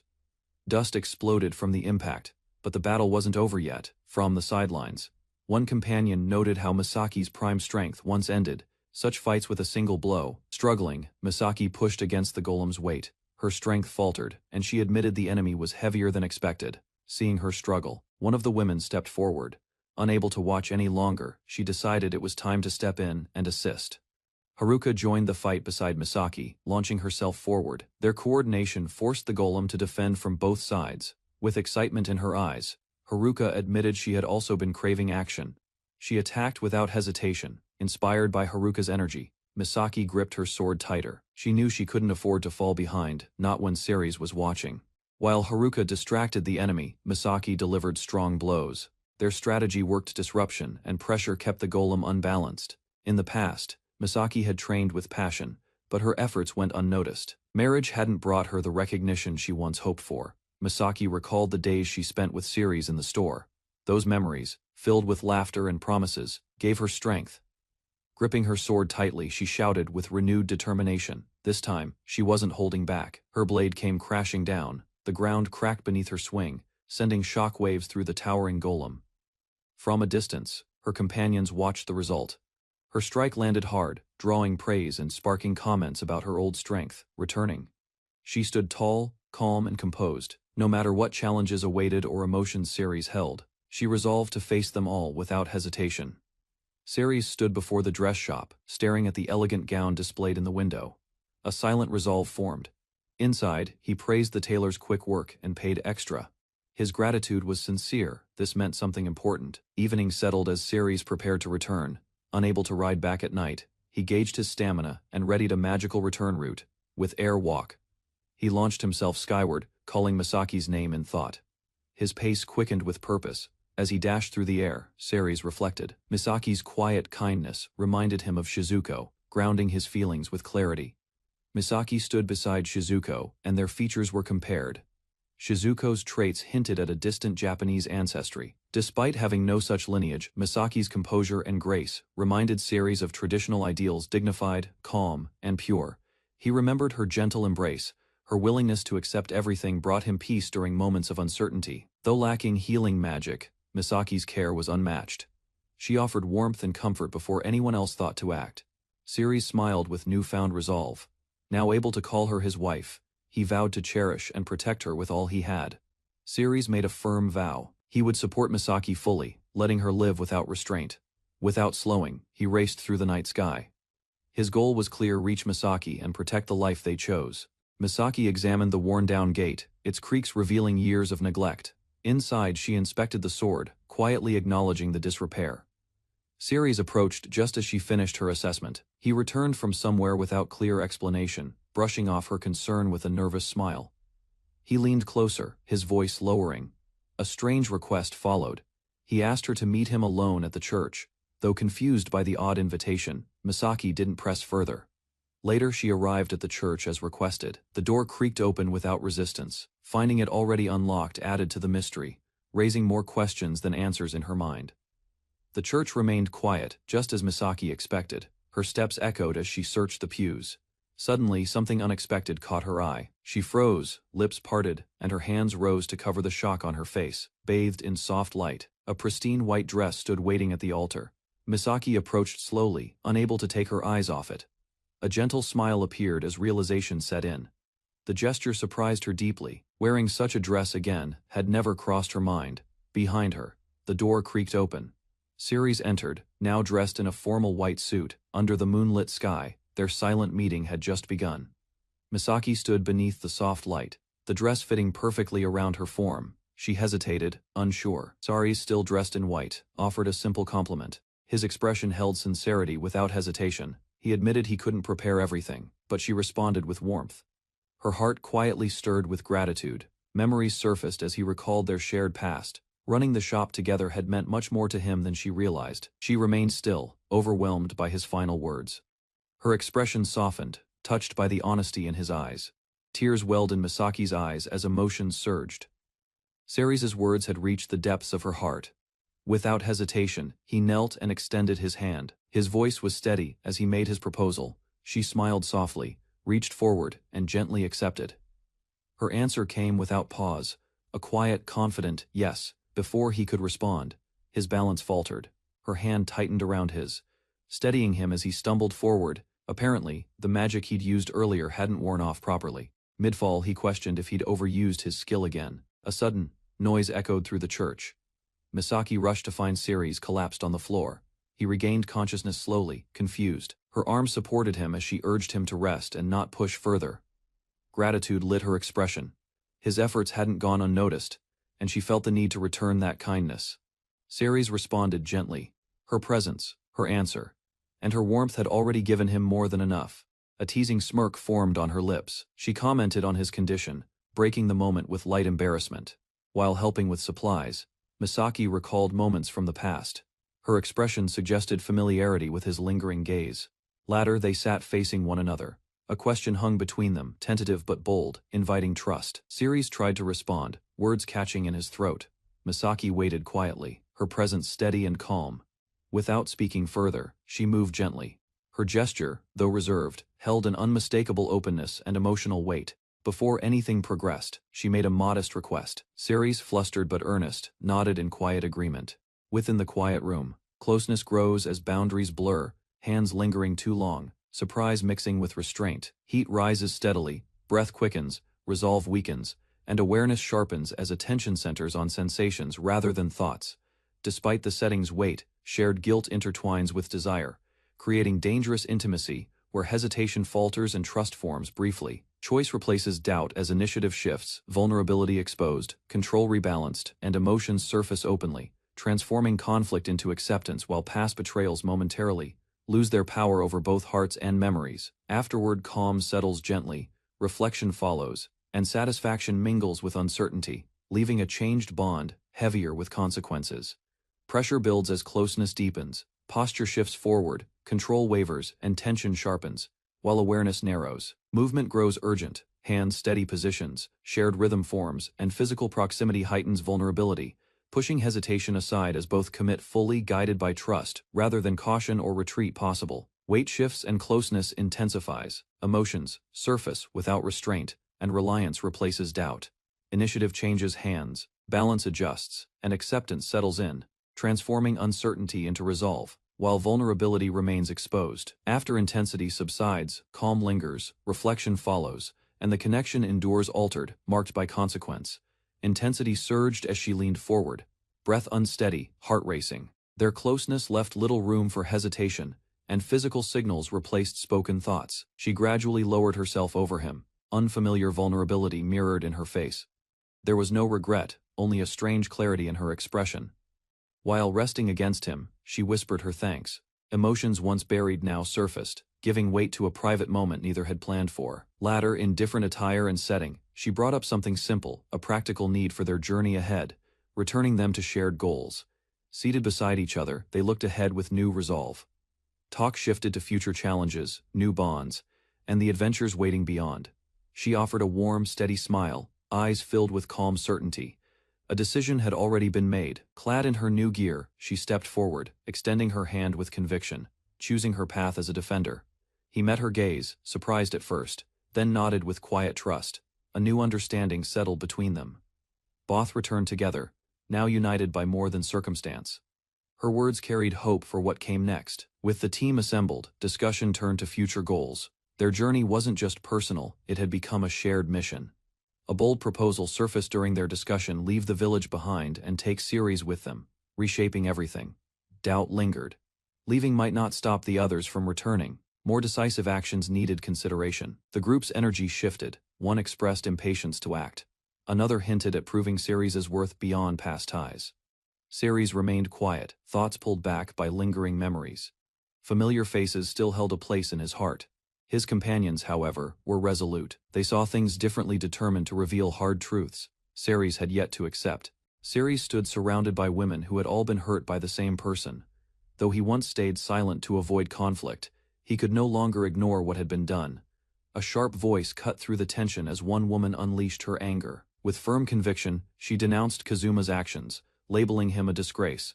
Another woman, calm yet weary, urged Ceres to see through the lies. Kaito, once praised for strength, had only worn a mask of virtue. A shadow of past abuse lingered in her gaze. She spoke with quiet resolve, naming him for what he was, smiling grimly. The last woman echoed their judgment. The women stood tall, their stern expressions surrounding Ceres. He hesitated, sensing they were being harsh for his sake. Shizuko calmly explained that she had retrieved the money Ceres had once entrusted to Kazuma. Shocked, Ceres reacted with disbelief. He raised his voice, defending his decision. That money had meant something he believed it supported a dream. Without hesitation, a sharp slap interrupted his protest. The short-haired woman, clearly fed up, called out his foolishness. As Ceres sat stunned on the floor, she looked him straight in the eye. Her words softened, recognizing his kindness, but her gaze remained firm, warning him not to let that kindness blind him again. The women stood firm, rejecting any notion of debt or obligation. To them, Kazuma didn't deserve gratitude, let alone money. Shizuko posed a simple but piercing question. If those three were trustworthy allies, why had Ceres never received payment for his efforts? Attempting to justify himself, Ceres recalled how he had chosen to support them. His reasoning came from loyalty, not logic. In a different scene, gold stacked high, revealing the true scale of the wealth involved. While others profited, Ceres had received nothing. The truth unfolded slowly, though the money had been handed to the families. Something felt off. While the women stood quietly, the truth became clear: those men had taken everything and shared nothing. No effort had been made to divide the wealth. Despite fair alternatives, greed had guided their choice.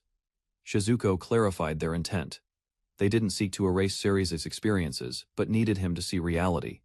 In his memory, one of the men once showed him kindness. That past moment didn't align with the present betrayal. Standing firm, Shizuko revealed the lasting selfishness of those men. Even abandoned by their wives, they continued hoarding wealth. Ceres had to face who they truly were. Ceres acknowledged the truth: what they did wasn't right. They had fed him, taught him, and spent time with him. Looking away, he hesitated. A thought formed slowly, weighed down by conflicting feelings and painful clarity. Eventually, he spoke from the heart. All the wealth in the world meant nothing. Those four women were all he truly desired. The women reacted with a mix of surprise and resignation. While others chased shallow dreams of power and status, Ceres had chosen something else.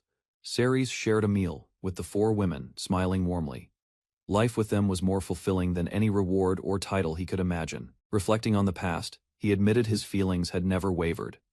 No other woman had ever drawn his attention the way they did. Since acting on those feelings seemed impossible, he chose another path, one where fate would bring them together through other means. Tears welled up as the women listened. Even one of them choosing him had seemed unlikely, yet all four stood by his side. Ceres spoke with conviction. No amount of gold could compare to a simple, joyful life with them. His heart belonged nowhere else, surrounded by smiles and warmth. Ceres realized he had been given something priceless. Their love was more than he ever dreamed of. Shizuko spoke firmly, dismissing the past and the men they once trusted. The present was all that mattered now, though calm on the surface. She admitted her own lingering anger. She had once wanted revenge for the suffering they endured. Each woman saw through the selfish futures their ex-husbands had planned. There was no place left for their children, or the values they abandoned. Together, they no longer needed to look back. Proving Ceres' worth building happiness, in spite of betrayal, was the sweetest form of retribution. Despite everything he said, Ceres felt unheard. The women seemed more focused on revenge than reason, their bitterness only deepening. Shizuko laughed about wanting to deal with Zector personally. Others joined in, joking darkly about his fate. Needing time to reflect, Ceres left town. Alone in a neighboring village, he sorted through conflicting feelings. He thought of the men who had once claimed to love them. Revenge didn't sit right with him, but doing nothing wasn't an option either. A plan began to form. His path brought him to a slave market. The sight left him uneasy. Something or someone inside would become the first step in whatever came next. A realization struck Ceres. The ex-husbands were likely preparing to purchase young slaves that suited their selfish desires. If he acted quickly, he might prevent it. A new plan formed, one that could shift everyone's perspective. He arrived at a familiar estate, determined to begin. If done right, all five of them could live without lingering resentment. Count Gamruda greeted him, surprised yet pleased. The old noble remembered Ceres' past and spoke of his rise to a dragon slayer. Ceres remained composed. With a calm voice and measured tone, he acknowledged the Count's concern and handed over something important: an offer, perhaps, or a challenge yet to be revealed. Ceres presented a set of shimmering water dragon scales. The sight immediately drew the Count's attention. Gamruda, impressed by the rare item, offered a hefty sum. Ceres refused payment, explaining it was a gift. The scales had been taken from the first dragon Ceres ever slew, specifically from the base of its neck. Offering them was his way of repaying a long-standing debt. Humbled, the Count hesitated. He couldn't recall any favor significant enough to warrant such a valuable present. The orphaned boy had never forgotten how the village embraced him. That kindness, Ceres believed, stemmed from Gamruda's fair rule. No amount of gold could match that. Count Gamruda got straight to the point. He asked if Ceres had come only to talk. Ceres shook his head. He revealed his purpose. Someone had been sentenced to the mines for tax evasion, and that someone was Zector. Ceres made a surprising request. He offered to pay the unpaid taxes in full. In return, he asked the Count to release Zector from punishment. With a thoughtful look, Ceres reflected on Zector's name. Though their history was bitter, he was determined to act differently. The count questioned his motives. Zector's reputation in the village was terrible, and no one would have bothered to save him. Ceres admitted to himself that part of his decision was strategic. Zector had a role to play in his future plans, even if the motivation wasn't purely selfless. Still, he couldn't ignore the past. Zector had once looked after him during childhood. That kindness lingered in Sarah's memory, deserving some form of repayment. Gameruda finally agreed. The dragon scales would cover Zector's debt. Soon after, a servant arrived with the prisoner. Zector, worn from labor, stood at the threshold. Seeing Ceres again caught Zector off guard. His voice cracked as he said the name, unsure whether this was rescue or another judgment to face. Zector lowered his head, tears welling up as he apologized. Ceres remained quiet for a moment, then simply told him they would return to the village.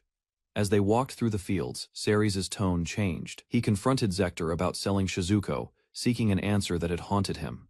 With guilt on his face, Zector recalled an old promise made during childhood. Ceres remembered the moment clearly. In that dark place, fate had brought Shizuko back into his life. Zector quietly processed it all. Ceres pressed him further. Regret wasn't enough. If he truly understood what he had done, an apology to her was the first step, one Ceres wasn't sure he wanted to witness. As they approached the village, Ceres reflected on what lay ahead. Zector's presence would affect the future, and explaining things to Shizuko properly was unavoidable. Nervously, Zector asked to have Ceres by his side. Ceres, unamused, denied him immediately. He was scared too. Shizuko opened the door, smiling warmly as she welcomed Ceres home. Her tone quickly shifted when she noticed who stood beside him. Recognition struck instantly. Zector braced himself, unable to speak. Shizuko stared, stunned and silent for only a second before rage began to rise. In a furious eruption, Shizuko unleashed her long, suppressed wrath. The earth cracked beneath her feet as she roared his name, Zector. Shizuko's grin stretched wide, eyes glowing with intensity. Zector stood frozen, realizing his punishment was just beginning now. Dark energy crackled around her body as she stood tall, eyes glowing with restrained fury. Smiling with unsettling calm, she stared down her target.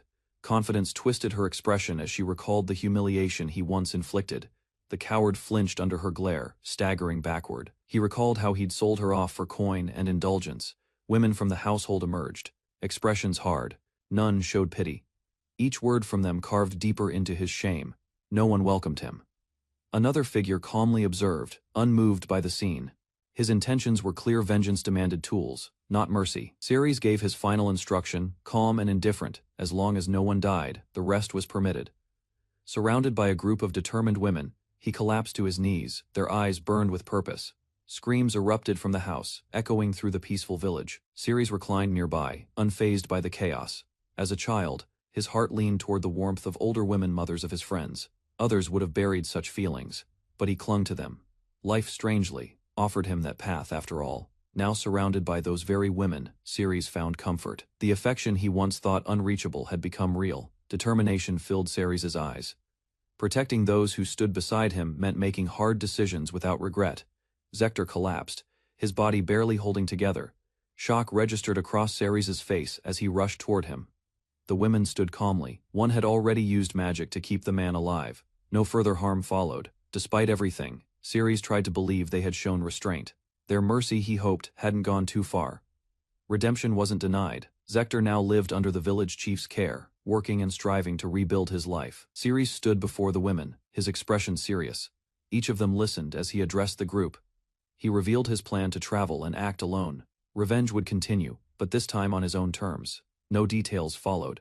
Trusting their bond, he simply asked them to leave everything in his hands for now. The next day, Ceres arrived at a new location. Several men awaited him, surprised by his sudden offer. A deal was struck. Orkman, a towering intermediary, agreed to assist him with the arrangements. Concerns were voiced, but Ceres remained firm. A group of men stood together, expressing gratitude. They had gathered to offer Ceres a gift of thanks. Zector hesitated as the gesture reached him. Memories of his past surfaced. Ceres reminded him of who he once was and urged him to value the chance he'd been given. Orkman and Ceres unveiled their preparation. Inside the tent waited a group selected with care and purpose. One by one, the women stepped forward. Each introduced herself, bringing surprise and excitement to the recipients. Later, the village chief offered Ceres a title. Smiling, he politely declined. Recognition wasn't what he sought. Confusion spread across her face. The The scene before her was far from what she had expected. Others observed the cheerful mood in town. Former strangers now walked together, laughing and clearly content. Ceres offered a quiet explanation. His decision to pair the elf with the village chief was intentional, meant to unsettle Zekt. She listened carefully. Restrictions placed on heroes meant Zekt could never claim slaves or form ties with non-humans. Despite everything, Zekt appeared elated beside a cat-eared girl. His happiness unsettled those watching from afar. Ceres explained Zektor's new situation. His bride came from a beastman tribe known for extreme jealousy. If caught glancing at another woman, punishment followed instantly. Zektor faced immediate consequences from his possessive wife. At worst, she might go as far as biting off his fingers. Fear visibly took hold of him. She knew her flaws but embraced them. Constant affection wasn't a desire. It was a demand she enforced without compromise. For what Zektor did in the past, this was fitting. A lifetime bound to loyalty was his sentence. Although it felt awkward, Ceres admitted the elf girl was more beautiful than his childhood friends. Zektor's situation drew attention.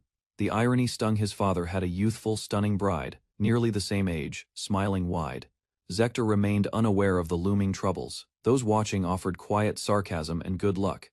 Elsewhere, another concern surfaced. Questions arose about Kazuma's slave, suggesting there might be an issue worth noticing.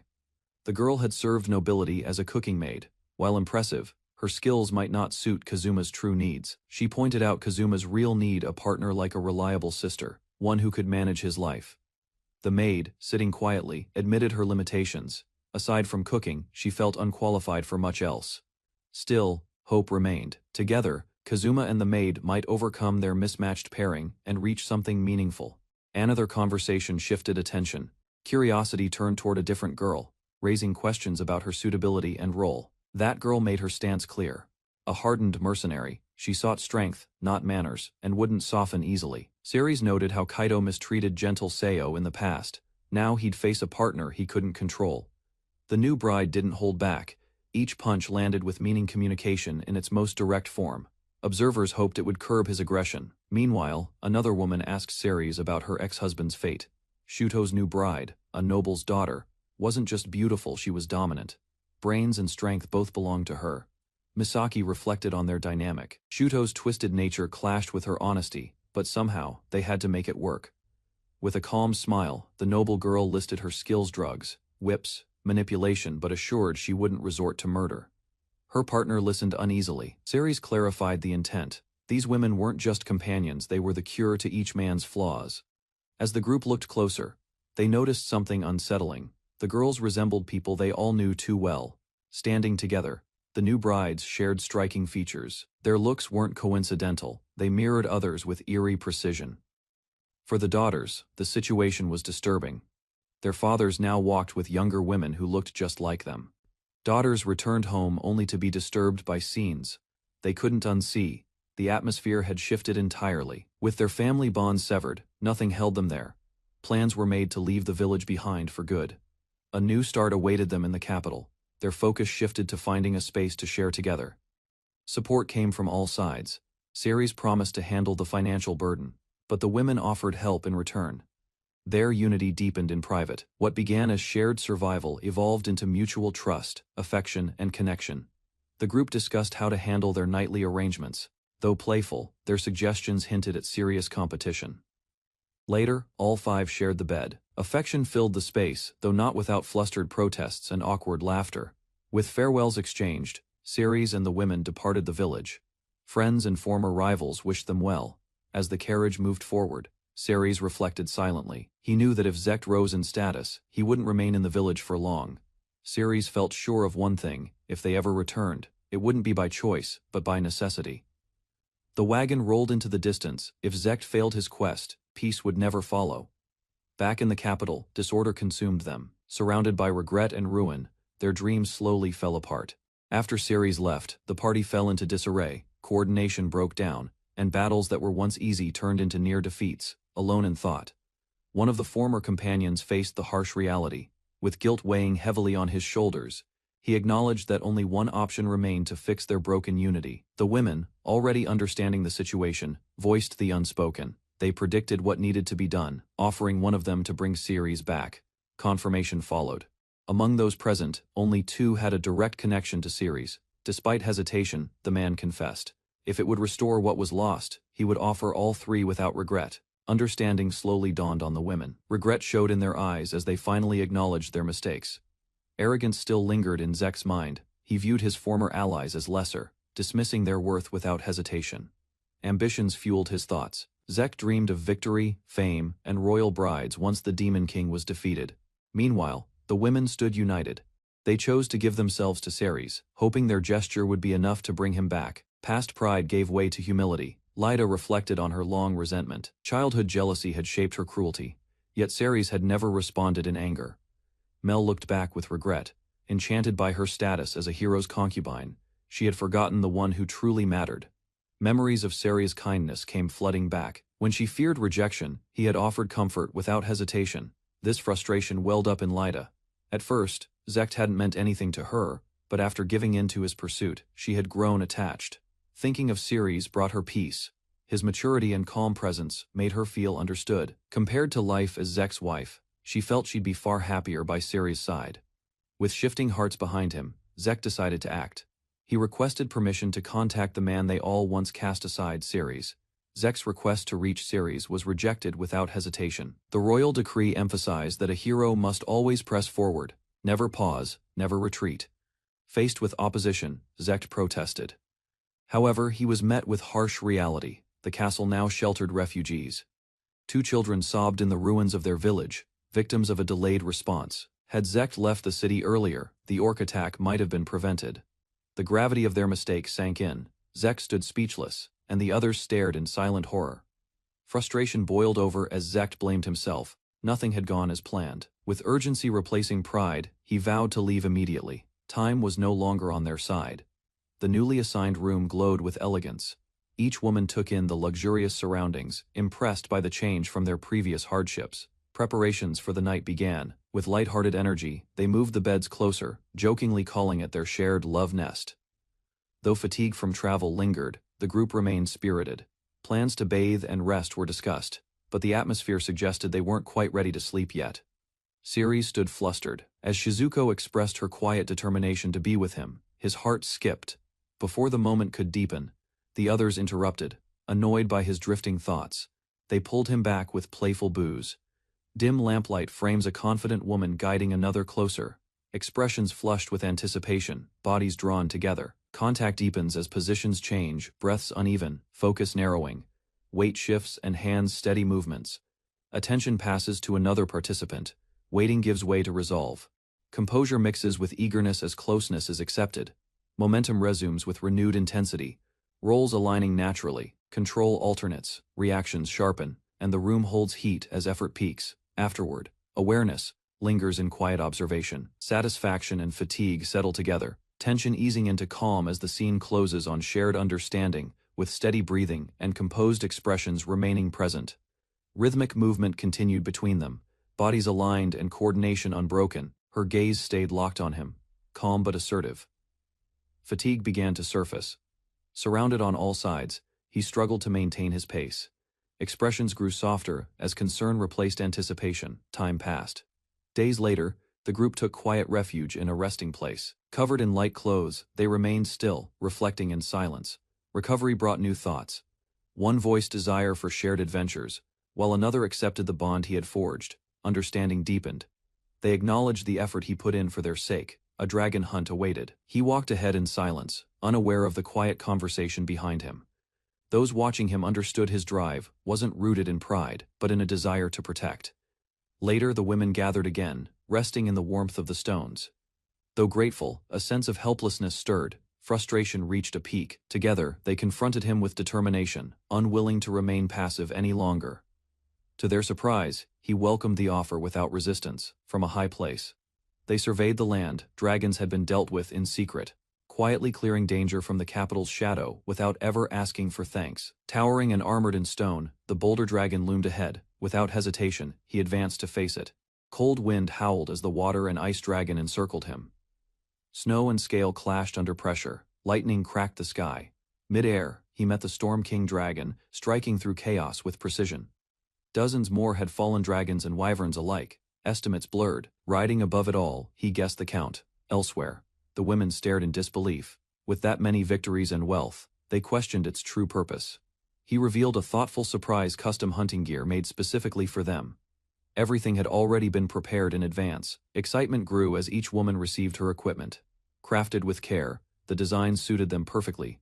With weapons in hand, confidence returned. For some, it felt like stepping back into a role long missed. He proposed an easier target to begin with, considering their time away. They agreed without hesitation, eager to move. Once they arrived, something felt off. Shizuko, expected to take a support role, stood oddly calm as enemies approached. Without hesitation, Shizuko raised her staff and unleashed a radiant spell that pulsed outward in force. The wave struck directly. Several ogres collapsed before they could reach her, overwhelmed by the sudden impact. His eyes widened. Never before had he seen magic shaped like that. It wasn't ordinary healing. Instead of restoring life, the spell reversed its nature. Her technique siphoned vitality from the targets. Calm and composed, she confirmed the truth. What others used to save, she mastered to dismantle. While climbing the mountain path, she voiced a quiet fear. The idea of withering away unsettled her deeply. Surrounded by frozen enemies, she stood calmly. Her question hung in the air, seeking Ceri's silent agreement. He gave it some thought. Facing death by freezing, in his view, felt equally horrifying. On the battlefield, 2 others charged in. Their strikes were merciless and overwhelming, cutting down the enemy lines effortlessly. What remained were stunned opponents, now trembling. Ceres offered a blunt observation, acknowledging the psychological toll left behind. Ogres charged in, only to find themselves outmatched. The women responded swiftly, blades steady, and steps sure. When the dust settled, the ground was silent. None of them even looked tired. To Ceres, it barely felt like a proper battle. Their calm expressions held no pride. He acknowledged their skill honestly. Each one was stronger than someone he once knew well. Despite the compliment, they explained their limits. While dragons proved too much in the past, ogres were manageable. Ceres questioned the past. If their abilities were so refined, why had they stepped away from it all? Her quiet smile held the answer, one he would understand in time. As the sun dipped behind the cliffs, the 4 women sat quietly. Years ago, they fought to protect others, but that path led them to unexpected conflict. Choosing to walk away, they sought normalcy.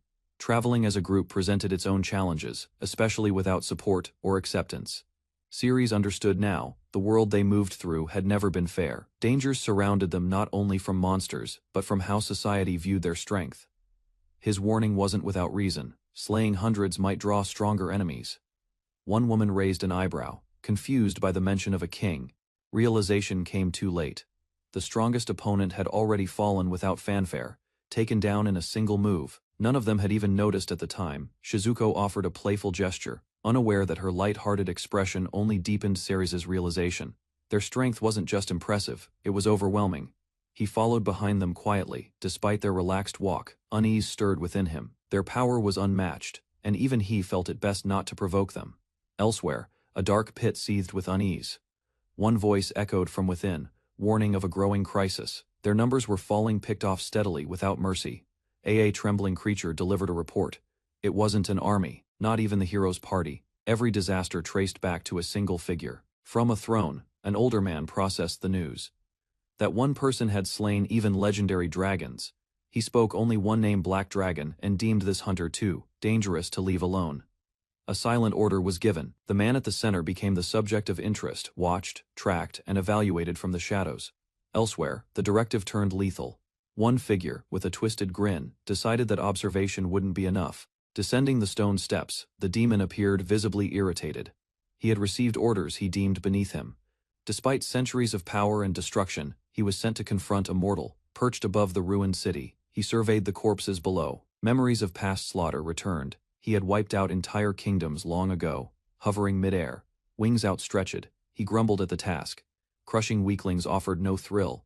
Yet defiance wasn't an option. From a distance, another presence observed. The old ruler of Hades, feared even by dragons, remained unmatched in power. With resignation, the demon flew toward his destination.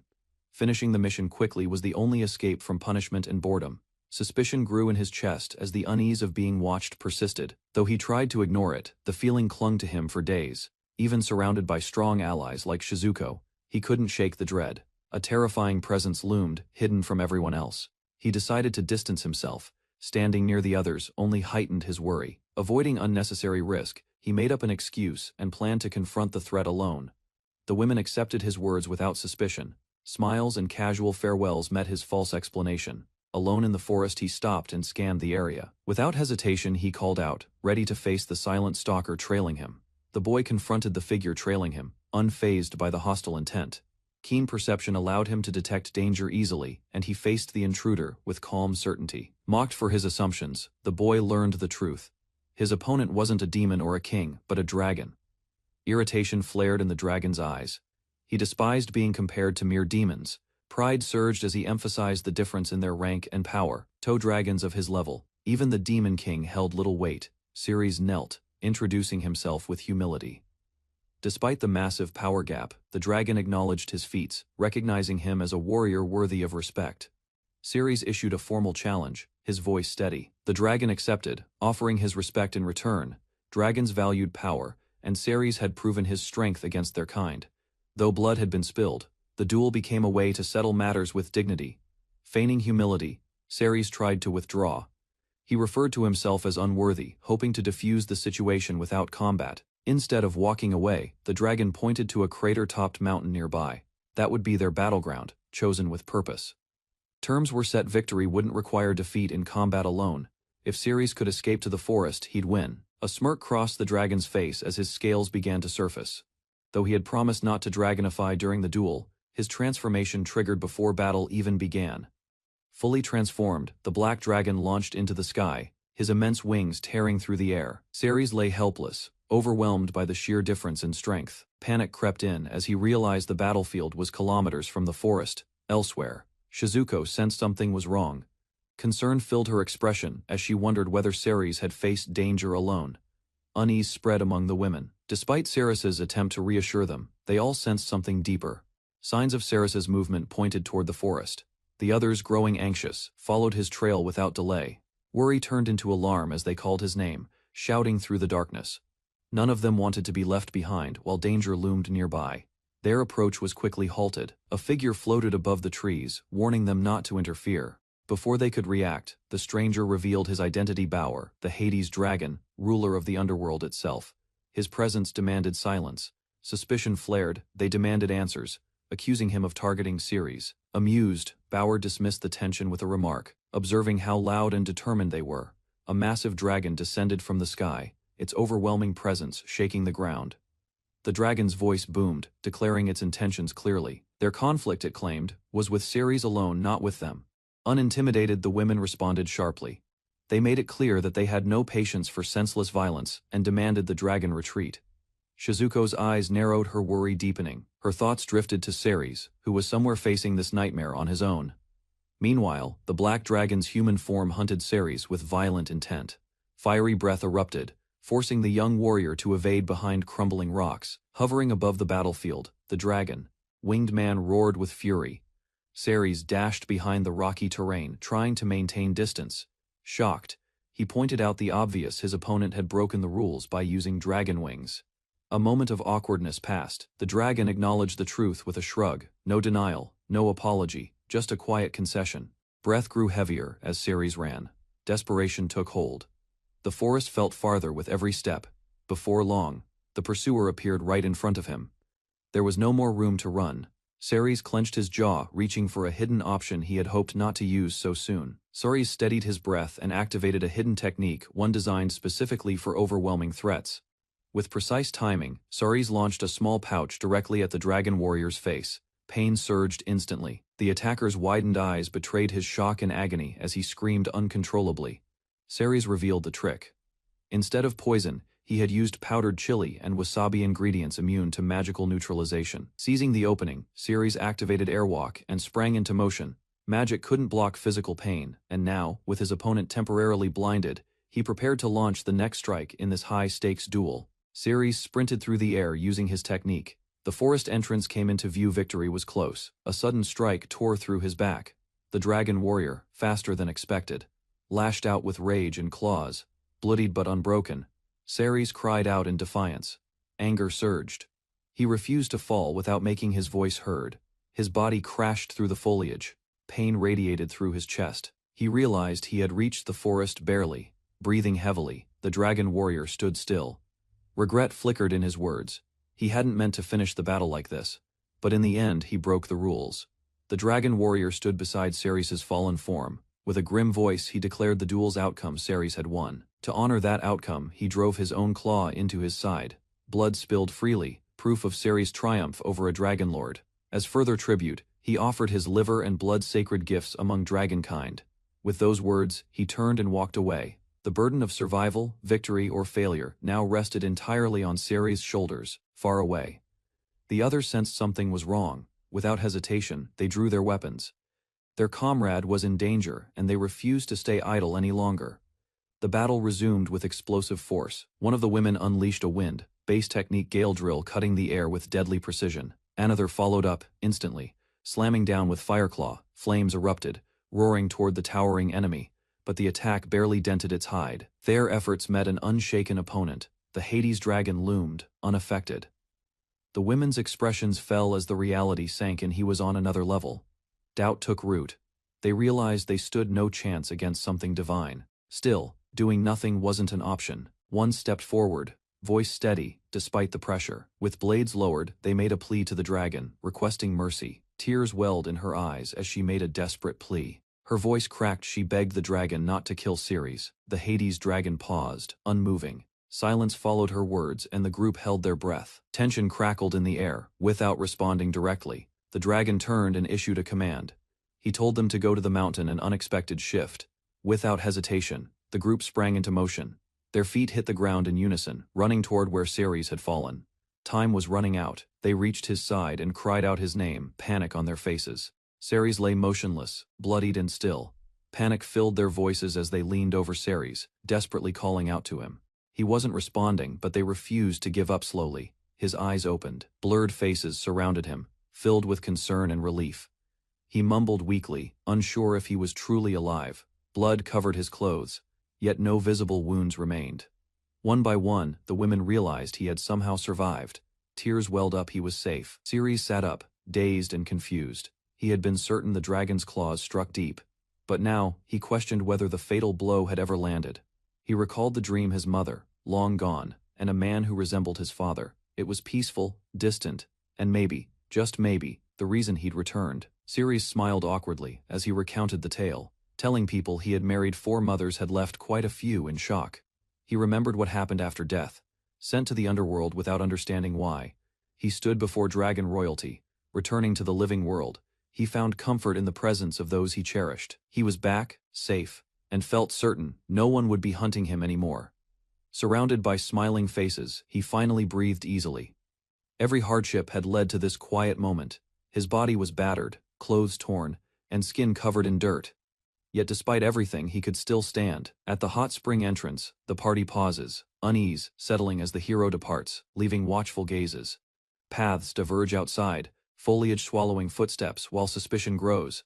Signs hint at trouble as distance widens. Steam encloses the baths where he examines himself, heat lingering unnaturally, skin flushed without wounds, strength humming quietly. Movement through open pools reveals bodies at rest and training spirits, warmth sharpening awareness instead of sickness, energy pooling closer to resolve as night, airframes contemplation and purpose forming. Close focus tightens on his eyes, concern crystallizing as he recognizes the greater issue, an unseen cause demanding caution, preparation. Sitting in the cold water, he senses something is off. A strange warmth lingers below the surface. A nearby bather glances over, visibly surprised. The reaction deepens his discomfort and growing confusion. Other men begin to notice as well. The atmosphere shifts, awkward silence filling the steaming room. Looking down, his thoughts spiral. Uncertainty and alarm grip him as his body responds abnormally. A sudden realization strikes. Something unnatural has taken hold, triggering a deeper transformation than expected. After the intense clash with the Black Dragon, Ceres noticed unsettling changes within himself. His discomfort focused on his lower body, unrelenting and persistent. Trying to ignore it, he decided to return before concerns started to spread. Upon arriving, he was greeted warmly by the women of his party. Their calm presence and gentle smiles provided a moment of ease amidst his internal unease. One of them, more perceptive than the others, immediately asked about his condition. She explained that while tracking him, a massive dragon had appeared and pointed them in his direction. Ceres reassured the group that the danger had passed. though concern lingered in one of their gazes. Despite trying to act normal, his unease worsened. A strange tension gripped his body, leaving him visibly flustered. Later that evening, the women gathered with serious expressions, seemingly understanding the root of his condition. Alone in the room, Ceres struggled to contain himself. The lingering effects of the earlier battle had stirred something intense within, making restraint difficult. The women responded with unexpected tenderness. Surrounding him closely, they offered quiet reassurance and prepared to help ease the pressure he could no longer suppress. The group acknowledged Ceres' burden and offered their care. Surrounded by warmth, he allowed himself to rest, trusting their intentions. Tension steadily built as closeness intensified. The emotional strain from earlier battles gave way to a vulnerable moment, shared with one companion. Another stepped in, responding to Ceres' continued struggle. The atmosphere became heavier, as each person pushed themselves beyond comfort to support him. Fatigue grew, but the pace didn't slow. Each gesture carried more urgency, matched by the rising pressure between them. Even the most composed among them showed signs of strain. Despite exhaustion, they all stayed close, bound by trust and a shared desire to help. The room remained dim as the hours passed. Ceres moved between them carefully, responding to each with quiet intensity. Despite how much time had passed, the restlessness within him refused to fade. Each effort only deepened the mystery of his lingering condition. Eventually, exhaustion set in. Some had reached their limits, unable to keep up with the demands of the night. Breathing slowed, bodies stilled, and the silence returned. Fatigue overtook the last of them. Though satisfied, they could hardly move. Worn down by the relentless pace, all strength had been spent. As Ceres sat quietly at the edge of the bed, the strange energy inside him finally subsided. While everyone else remained asleep from exhaustion, Ceres stood among them, oddly alert. Despite the intense night, his body showed no signs of fatigue or wear, with no need for rest. His thoughts turned to hunger. The quiet streets welcomed him as he set off in search of food. Soon, he arrived at a local tavern. Without hesitation, he ordered several large portions, much to the cook's surprise. Even after finishing multiple servings, he didn't feel satisfied. The staff grew uneasy as he continued ordering more, drawing attention from the other patrons.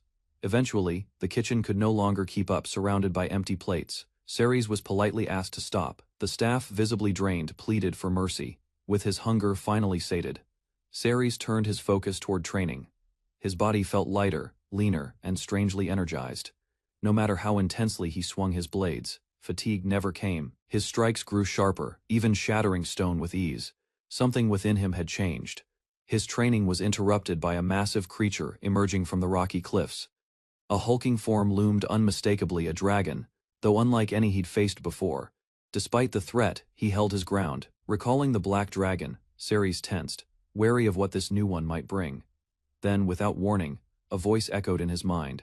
The dragon didn't roar, it spoke, addressing him as a protector, a king. Ceres attempted to respond to the dragon with his thoughts. Though uncertain, he decided to try communicating in the same silent way. The dragon, however, saw something different. In its eyes, Ceres wasn't human, but the embodiment of a powerful black dragon.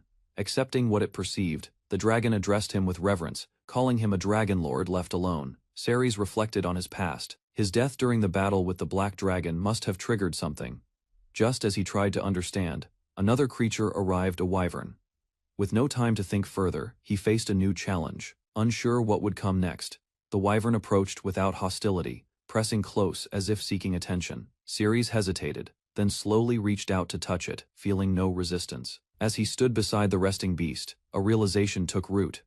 Some unknown force, perhaps tied to his survival, now prevented him from harming dragons. He reflected on what he had gained: a body enhanced beyond normal limits, and the ability to communicate with dragons. Regardless of origin, his new abilities would serve a purpose. If nothing else, he could protect those closest to him, his companions, his family, his wives. Elsewhere, rumors spread.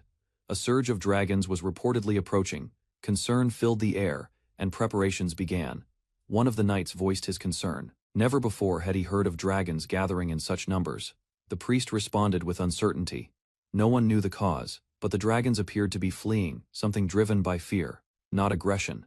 Unfortunately, their path pointed directly toward the city of Bushia. Without intervention, the population would face catastrophic danger. Despite the gravity of the request, the assembled party hesitated, as they were now, facing a horde of dragons, seemed almost impossible. Still, the priest reminded them of their roles. If they couldn't act alone, they had resources: the guild, the church, or the city's lord. The party's leader compared their indecision to Ceres' known decisiveness, striking a nerve. His frustration toward their hesitation was clear. In response, the Lord of Bushia offered full support. He recognized the crisis and promised knights and soldiers to aid the defense. However, planning proved difficult. The Lord asked for deployment details, but no clear strategy or leadership came from the hero's side. Zect confessed he had no answers. The city's forces would have to be managed without guidance. Some questioned the hero's lack of command experience. As doubts lingered, the sky filled with dragons. The threat had become real, massive and fast approaching. Time was running out. One of the women urged caution. Facing the dragons without the full army was reckless, but Zect refused to back down. Driven by pride, he insisted on holding the front line to him. Retreat was unacceptable. In comparison, he admitted his shortcomings.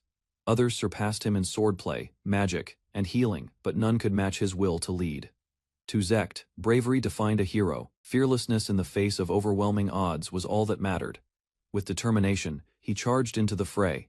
His strike connected, landing a devastating blow on a dragon. The battle had begun, and there was no turning back now.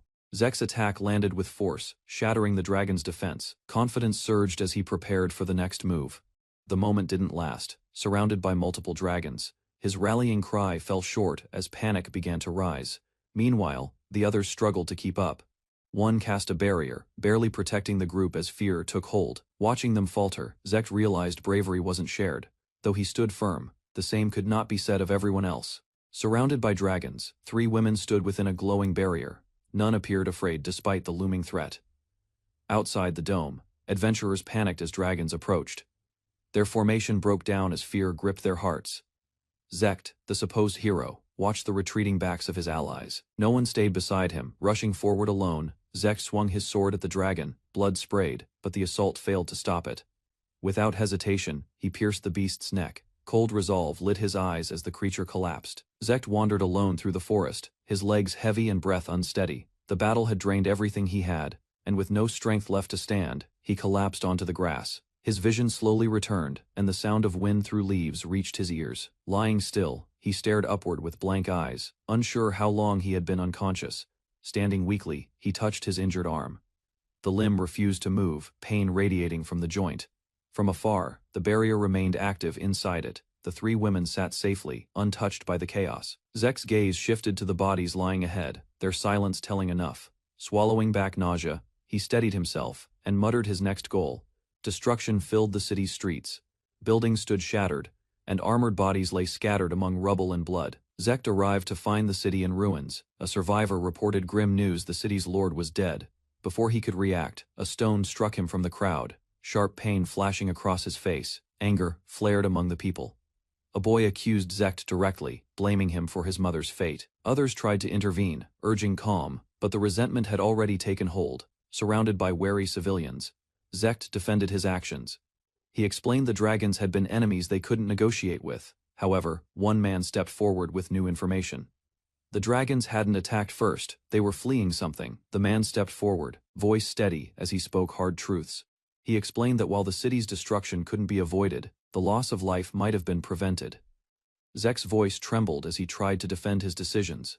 He brought up the church's orders, hoping they would validate his actions. Tension flared as emotions boiled over, grabbing Zect by the collar. The man shouted in anger and frustration. Suddenly, Zect remembered the words clearly. The priest had never instructed him to engage in combat, only to stop or divert the dragons. Tears streamed down his face. Regret overwhelmed him. His mistake had cost lives, and nothing could undo it. Tears continued to fall as the man spoke harshly. According to him, the church had never expected Zect to win, and those who placed faith in him were foolish. Surrounded by silence, Zect knelt in the middle of the street. The people who once called him savior now ordered him to leave. Not far from the ruined city, the women remained protected behind their barrier. Their surroundings were littered with unconscious soldiers. Resolute, he approached the shimmering wall. His voice low, he asked for the barrier to be released. Shouting erupted as his patience snapped. Pounding the barrier, he demanded they open it. Emotions finally burst free. Inside a quiet room, the 3 women waited in silence. Zect entered without a word, his expression heavy. The orb lit up, revealing the image of Pope Romaris. The atmosphere turned tense as the Pope's eyes met Zect's with hesitation. Zect addressed the man on the screen.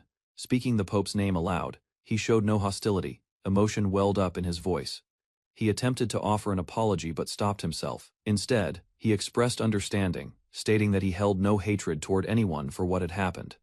Pope Romaris, unmoved by the self-blame, gave his reply. In his view, the deaths were inevitable. With a calm expression, Pope Romaris spoke directly. He explained that he had once made a promise with Lord Ceres. Surprised, Zect reacted with confusion. The Pope acknowledged the disbelief and clarified that Ceres had never shared this information. In another place and time, Ceres faced harsh judgment. A past failure had cost lives, and voices around him demanded accountability. Seated with his companions, Ceres gave his final remarks. He defended their efforts, stating that one of them had to act. A man stood and accused Ceres directly, his finger pointed, voice rising in anger. He condemned Ceres' inability to even offer an apology for the deaths that resulted from their mission. Ceres lashed out, demanding to know who had spread the idea of fighting the Demon King. The man who had argued with him tried to justify their position, blaming the system and its dangers. Unshaken, Ceres claimed he could end the war in a month. He offered a bold strategy and requested full authority. A plan titled All-Out War was proposed. Civilians and soldiers alike would abandon their daily lives to march directly to the Demon King's castle. The entire nation was to be mobilized. Ceres's strategy left no room for dissent. Those who refused to join or attempted to flee would face exile or death. Ceres proposed a plan that would involve all of humanity, insisting it was the only guaranteed way to win. Turning to Zek's situation, Ceres accused the leadership of sacrificing the hero's party. He argued that people preferred to remain uninvolved, letting others risk their lives instead. Though the Pope protested, Ceres pressed on. Replacing the few with the many, he claimed, would end the war swiftly. The Pope hesitated. A single word escaped him: please. His voice carried a tremble, the conviction in Ceres' reasoning beginning to shake his own. Admitting their fault, the Pope retracted his earlier promise. He couldn't accept the responsibility. Ceres delivered his final words without hesitation. If the world insisted on forcing responsibility onto them, then it had no right to complain about the consequences. Walking off, he left behind the authority figures, still clinging to their comfort. He condemned their hypocrisy, living peaceful lives, while demanding sacrifices from others. Back in the room, Zect sat quietly, absorbing the Pope's confession. Ceres's conviction had overwhelmed every argument. Memories flickered in Zekt's mind. Ceres walking away. The women who had stayed by his side. Realization struck hard. Regret filled his heart. He had cast out the one person who truly understood the weight he carried. Zect dropped to his knees, overwhelmed by regret. He finally realized that Ceres, the one he pushed away, had been the only person who truly understood them. Meanwhile, elsewhere, a new kind of atmosphere unfolded. One of the women, caught in a moment of closeness with Ceres. As the discussion continued, the others gathered in a relaxed setting, amused yet candid. One of the women made a bold prediction. She referenced Ceres's passionate nature, implying that such a trip could stir more than just warm water. Another woman saw the opportunity clearly. For her, it wasn't just leisure, it was a chance to grow even closer. The women sat together, openly sharing their frustrations. Repeatedly losing their private battles with Ceres had worn on their pride. One of them, driven by determination, resolved to not lose again. Her expression mixed focus with challenge, united by the same goal. All four stood together in silent agreement. They promised to satisfy him completely, not just for his sake. Later, while traveling in a carriage, two of the women discussed their destination. Kohain, known for its unusual origins, seemed like the perfect setting for rest and recovery after intense days. The talk turned light-hearted as they learned more about the local culture. Ceres shared that black eggs were a regional specialty. In the heart of the village, lively music echoed through the streets as two women played instruments, drawing smiles from the crowd. At the entrance to the resort town, the group arrived and took in the vibrant scenery. Standing together, the women admired the view, ready to enjoy Kohain's culture, comfort. Ceres and his new companions strolled through the vibrant marketplace, surrounded by colorful lanterns and curious sights. Intrigued by the local fashion, they stopped to observe women in floral-patterned outfits. Though the style seemed unusual, the group remained open-minded, curious about the culture they had stepped into. Upon reaching the grand entrance of Kohain Pavilion, they were greeted by two cheerful hostesses. Led up the stairs, the group admired the detailed architecture. One of them wondered if this structure had roots in Japan's ancient influence, marveling at its distinct and nostalgic design. As they ascended, an awkward moment arose when the guide's yukata revealed a little too much. After an awkward pause, one of the women tried to explain the confusion. With a straight face, she pointed out that wearing undergarments under a kimono was apparently not traditional. Inside the guest room, The group tried to brush off the moment. One of them noticed Ceres blushing, prompting a teasing question. Their attention shifted to the room itself, wide-eyed. One of them recognized the flooring style. Gathered on the floor, the party continued examining the details. The matte texture, wooden frame, and layout mirrored classic Japanese style when offered the bath. Ceres declined politely. Rather than relax immediately, he chose to explore the town first, curiosity outweighing comfort. Before heading out, the hostess kindly suggested they wear kimonos during their sightseeing for a more immersive experience. Surprised by the proposal, the women exchanged glances, unsure of how to respond to the unexpected request. Stepping into the lively streets, Ceres observed the architecture and atmosphere. The presence of a giant black egg caught his attention, hinting at local customs. As he walked ahead, someone called his name from behind. He turned to see one of the women hesitating to speak, clearly uncomfortable. Dressed in kimonos, the group felt self-conscious. They questioned their appearance and age for such attire, but accepted it for the moment.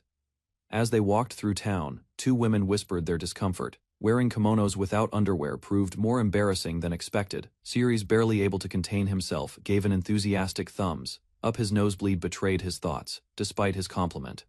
While still blushing, the women gave in to the mood. Ceres casually suggested honeymoon plans, surprising them with his boldness. Each woman shared her own idea for the outing. From food to handcrafted souvenirs, their interests diverged quickly. Left alone in the street, Ceres sighed. Despite the romantic setting, he couldn't help but feel slightly abandoned.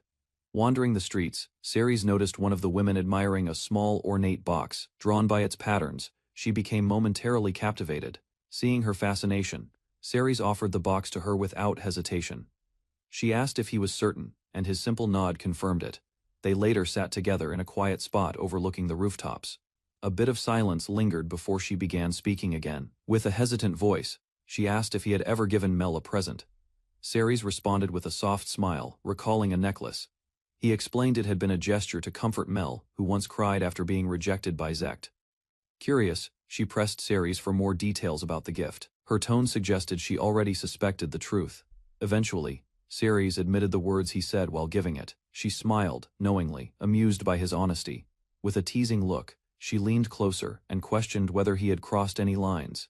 Her tone grew playful, her meaning clear. Startled, Ceres quickly denied everything. Despite her insinuations, he insisted nothing inappropriate had happened. Though flustered, he tried to reassure her that he'd never act improperly toward her daughter. With a warm smile, she asked if Ceres truly felt comfortable being with her, his former companion's mother. Without hesitation, he responded sincerely, calling her the best. The words brought a soft touch to her face. Moved by his honesty, she leaned in and kissed him gently. In the quiet corner of the town, the moment passed without interruption. Afterward, they shared a calm walk together. Before parting ways, he assured her they'd meet again at the inn. Continuing his walk, Ceres found himself near the lake. There, another familiar face greeted him, someone who had been waiting. Surrounded by serene nature and a distant torii gate, she stood peacefully, lost in quiet thought. Ceres approached and asked what was on her mind. She smiled, saying the scenery seemed to suit her. Looking over the lake, she admitted she felt calm here as well. His words brought a soft laugh and appreciation. A small object on the ground caught her attention. Ceres wondered aloud if perhaps his ancestors once visited this place too. She picked up an acorn and recalled a fond memory. Holding it close, she smiled and reminded him of the acorn necklace he had given her long ago. Shizuko smiled fondly, admitting she still treasured the old gift Ceres once gave her. Suddenly her mood shifted. As dark thoughts swirled, she confessed growing resentment toward Sector, maybe even murderous intent. Meanwhile, Ceres was startled by her intensity. She calmly explained that during her time as a slave, everything from her home had been discarded. That included every gift from Ceres. Despite the sadness behind her words, her expression remained oddly serene. Sensing the tension, Ceres quickly offered to give her another present. Just then, another voice called out, breaking the mood and redirecting their attention elsewhere. Out on the water, the swan boat glided gently across the lake. Shizuko sat calmly, enjoying the peaceful ride. Ceres pedaled with a smile, relieved to see her in better spirits. She quietly commented on the breeze, her mood finally light again. A sudden splash broke the silence. She leaned forward excitedly, calling out to him after spotting a fish jump. He stammered while watching her lean further ahead. In that moment, the outing truly felt like a youthful date, carefree and light-hearted, seated side by side. Shizuko blushed. Admitting her excitement was a bit embarrassing. Ceres reassured her, calling her beautiful and just as youthful. Shizuko reflected on her past, expressing how fulfilled she felt now. Because Ceres had found her, she could live each day with joy. Hearing her words stirred something in him. The boat rocked gently, and he reached out, his eyes serious. They locked eyes as her name left his lips. For a moment, silence stretched between them, only their heartbeats filling the air. Without hesitation, Ceres leaned forward. Their lips met, softly, but with conviction, a quiet answer to everything left unsaid. Later, as dusk settled over the inn, a voice lingered. Though they had once planned to part ways, something had clearly changed between them. Ceres found himself approached by two women who teasingly commented on his time spent with Shizuko and Seo. Faced with their teasing, Ceres quickly dropped to his knees in apology. One of them sighed, saying she would wait, though her tone remained uncertain. Later that day, the group casually parted ways inside the inn, at the open-air bath. One girl had already settled in. She sighed, enjoying the peaceful warmth until the sound of approaching footsteps caught her attention. Turning toward the sound, she spotted not one but all the other women entering. Ceres's name slipped from her lips as a mix of surprise and tension hung in the air. Ceres froze in disbelief as realization dawned.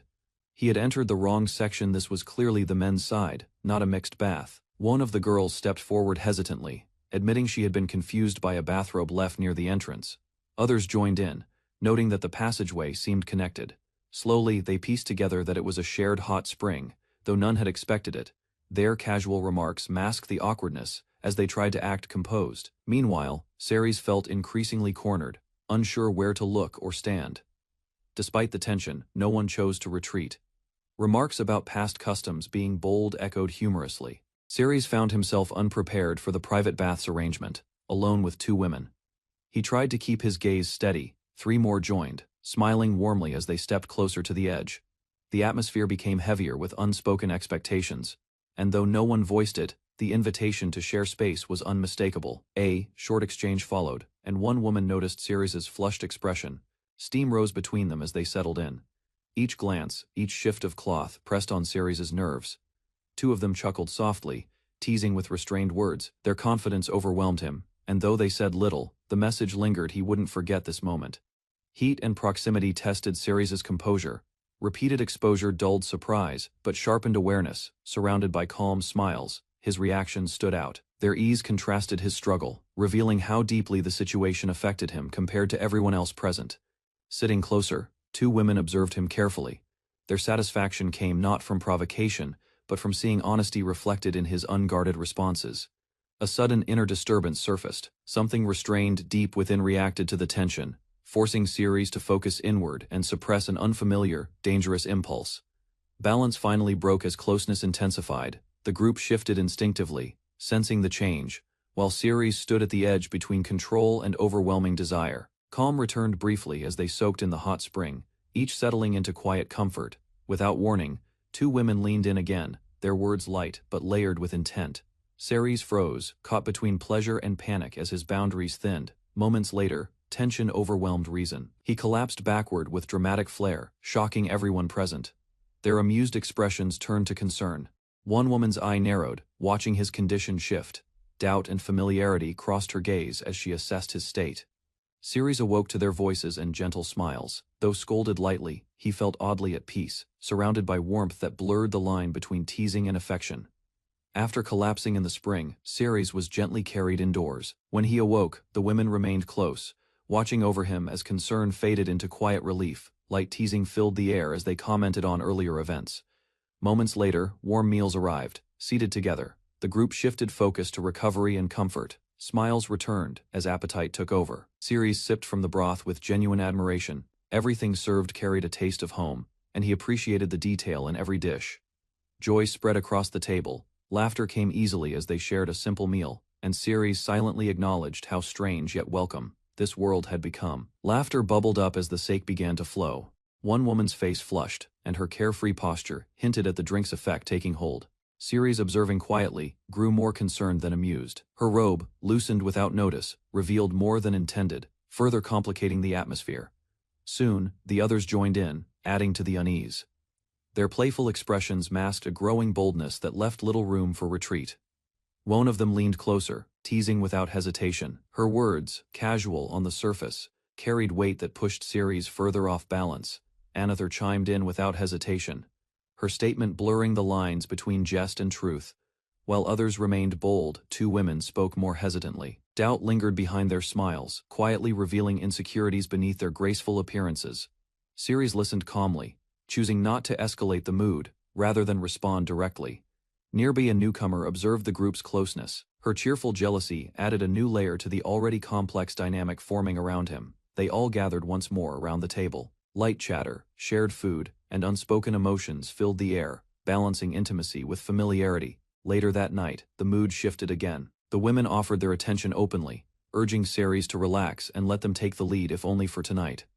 Restrained and confused, the young man finds himself surrounded, control taken from him as unfamiliar tension fills the room. One woman moves closer, her calm confidence shifting the balance. Instead of force, deliberate proximity and steady intent increase pressure, leaving him uncertain how events will unfold. Gradually, guidance replaces restraint as emotions surface. Encouragement pushes him toward action, while embarrassment and resolve mix, creating a fragile moment where resistance weakens. Momentum changes as bodies draw nearer, heat and urgency rising. By the end, resolve replaces confusion. Determination settles in his expression, signaling acceptance of the moment's direction, with tension lingering as roles fully reverse. Control slips further from his grasp as her determination builds.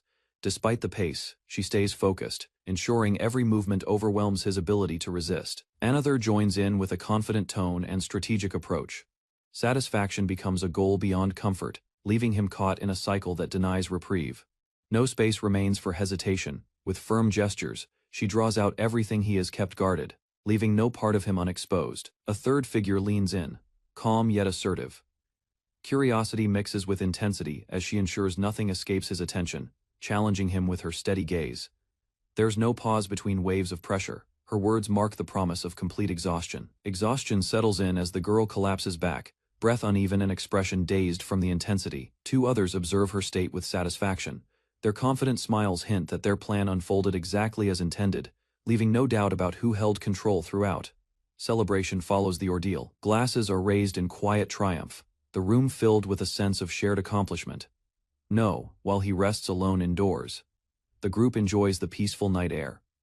Their relaxed demeanor contrasts sharply with the earlier tension, suggesting closure has been reached. Reflections begin as they discuss the outcome. One claims to have discovered an effective technique, while another affirms their success. Under the quiet night sky, two women stand side by side, holding drinks as they reflect on the evening. Thoughts turn more serious as one considers the future. Concern mixes with resolve, recognizing that continued desire may demand more effort and cooperation than before. Another steps forward with gentle confidence. Her expression reveals genuine intent, driven by a wish to give comfort and fulfillment without hesitation or restraint. Gathered together on the balcony, all four women share the calm aftermath. Leaning on the railing, one smiles softly. Warm memories surface, making her feel renewed, as if affection has carried her back to a brighter, more youthful time. While gazing at the night sky, she reflects on the past. Though once seen as an older sister figure, her view of him shifted with time. Another woman smiles with quiet satisfaction. Together, they've reached a point where shared happiness no longer needs explanation, it simply exists between them. Lined up under the moonlight, they raise their glasses. The mood lightens as one prepares to speak again. A playful shift in energy hints at teasing among the group, softening the seriousness of the moment. The younger one offers a casual remark. Clearly at ease, modesty fades among close bonds, and the others react with amusement, letting the peaceful night wrap around them. A quiet reminder is shared under the moonlight, noting that even small carelessness could matter to someone important to them. Inside, one observes the sleeping figure with a soft voice. She notes his calm expression, quietly pleased that the day ended on a positive note. The group gathers one final time before rest. Sitting together, they offer gentle farewells for the night, united by shared care and silent gratitude. Morning arrives with a shift in setting. Far from the previous evening's warmth, discussion turns to surprise over his personal life. Those speaking find it unexpected that all his companions are older, each more mature than even themselves. Uncertainty clouds her thoughts. Doubts linger behind her eyes, questioning whether someone with her past could still be accepted. She expresses her hesitation openly. Despite outward composure, a quiet vulnerability surfaces as she wonders if her history would create distance. Elsewhere, a small group notices something unusual approaching. Confusion spreads among them as the street begins to stir with unexpected attention. The sound of hooves grows louder. A majestic carriage drawn by unicorns halts nearby, bearing the royal crest of Zamarl, sparking recognition and surprise. Speculation quickly follows. The idea of a royal visit seems implausible, but the possibility unsettles them. A sense of unease begins to settle in. Though calm on the surface, both Ceres and his companions suspect the arrival isn't by chance. The group confronts the new arrivals. As tension builds, a direct question confirms what many suspected: the visitors came specifically for him. Standing tall before the group, the man introduces himself as Zan Markthorth, king of the Zamarl kingdom. Without delay, the king states his purpose. He wishes to bestow the title of hero upon Ceres, but his request carries an unspoken weight. In a sudden tonal shift, a different scene interrupts the narrative. A modern student stands atop a railing, delivering a strange and enthusiastic call to action. Ceres stood frozen as two figures entered the room, one of them radiating presence.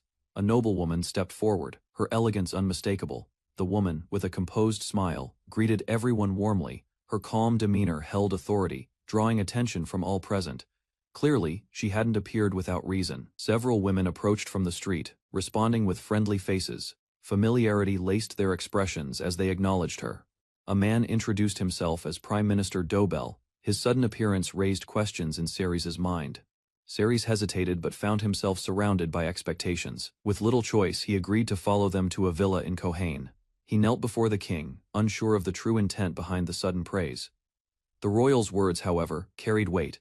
Although they had barely spoken before, Ceres had once sent proposals during his time with the heroes' party. Their relationship never developed beyond that. The king, recalling those written plans, commended their brilliance. In his eyes, they had been the work of a refined strategist, far beyond ordinary expectations. Achievement spoke louder than titles. Ceres had slain countless dragons, including high-ranking ones, earning recognition as a national protector. Regret filled the king's tone. Talent like Ceres's being discarded by the heroes' party baffled him.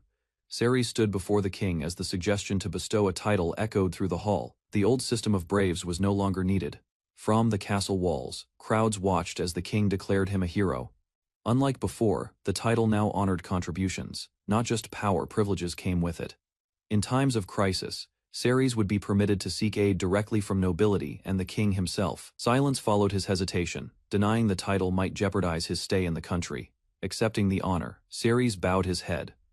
Recognition, once stolen, had returned, this time not through force but respect. In a formal setting, the king extended his hand and granted Ceres the long-awaited title of hero. With the ceremony still underway, the king hinted at greater rewards, nobility, and even a royal marriage, dependent on future merit. The announcement startled Ceres. His reaction betrayed disbelief, confirming he hadn't misheard the mention of the princess's hand. King Zamar had two daughters. One, Princess Marianne, was already married into the kingdom of Balta. News followed quickly. Balta had fallen. Marianne, once destined to marry the hero Zect, was now the king's choice for Ceres should he prove worthy. The presence of Princess Marianne alongside the king confirmed his intentions. Ceres realized the situation was more complex than expected. A request followed swiftly. The king mentioned a personal favor and urged Ceres to prepare for future exploits. Any hope for a peaceful life faded. Ceres listened intently. A dragon-like creature had taken residence near Kohain, a resort town. The situation required discretion. Orders were clear.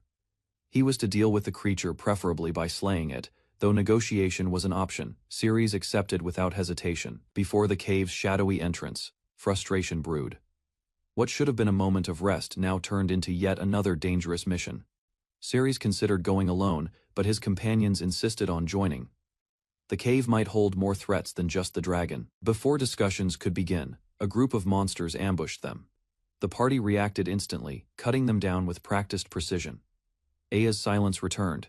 One of the women reflected on the significance of being called a hero. Behind the praise was political motive. The king's decision to honor Ceres was also a move to secure a new elite force. Other nations were surely watching. With Ceres no longer tied to the Braves' party, powers like Gandalf or Galban might try to win him over for themselves. Ceres walked with his party, noting how well informed they were. His reputation as a hero and dragon slayer, combined with S-rank status, drew attention naturally. His companions agreed, sharing that S-rank adventurers often received offers filled with wealth and temptation.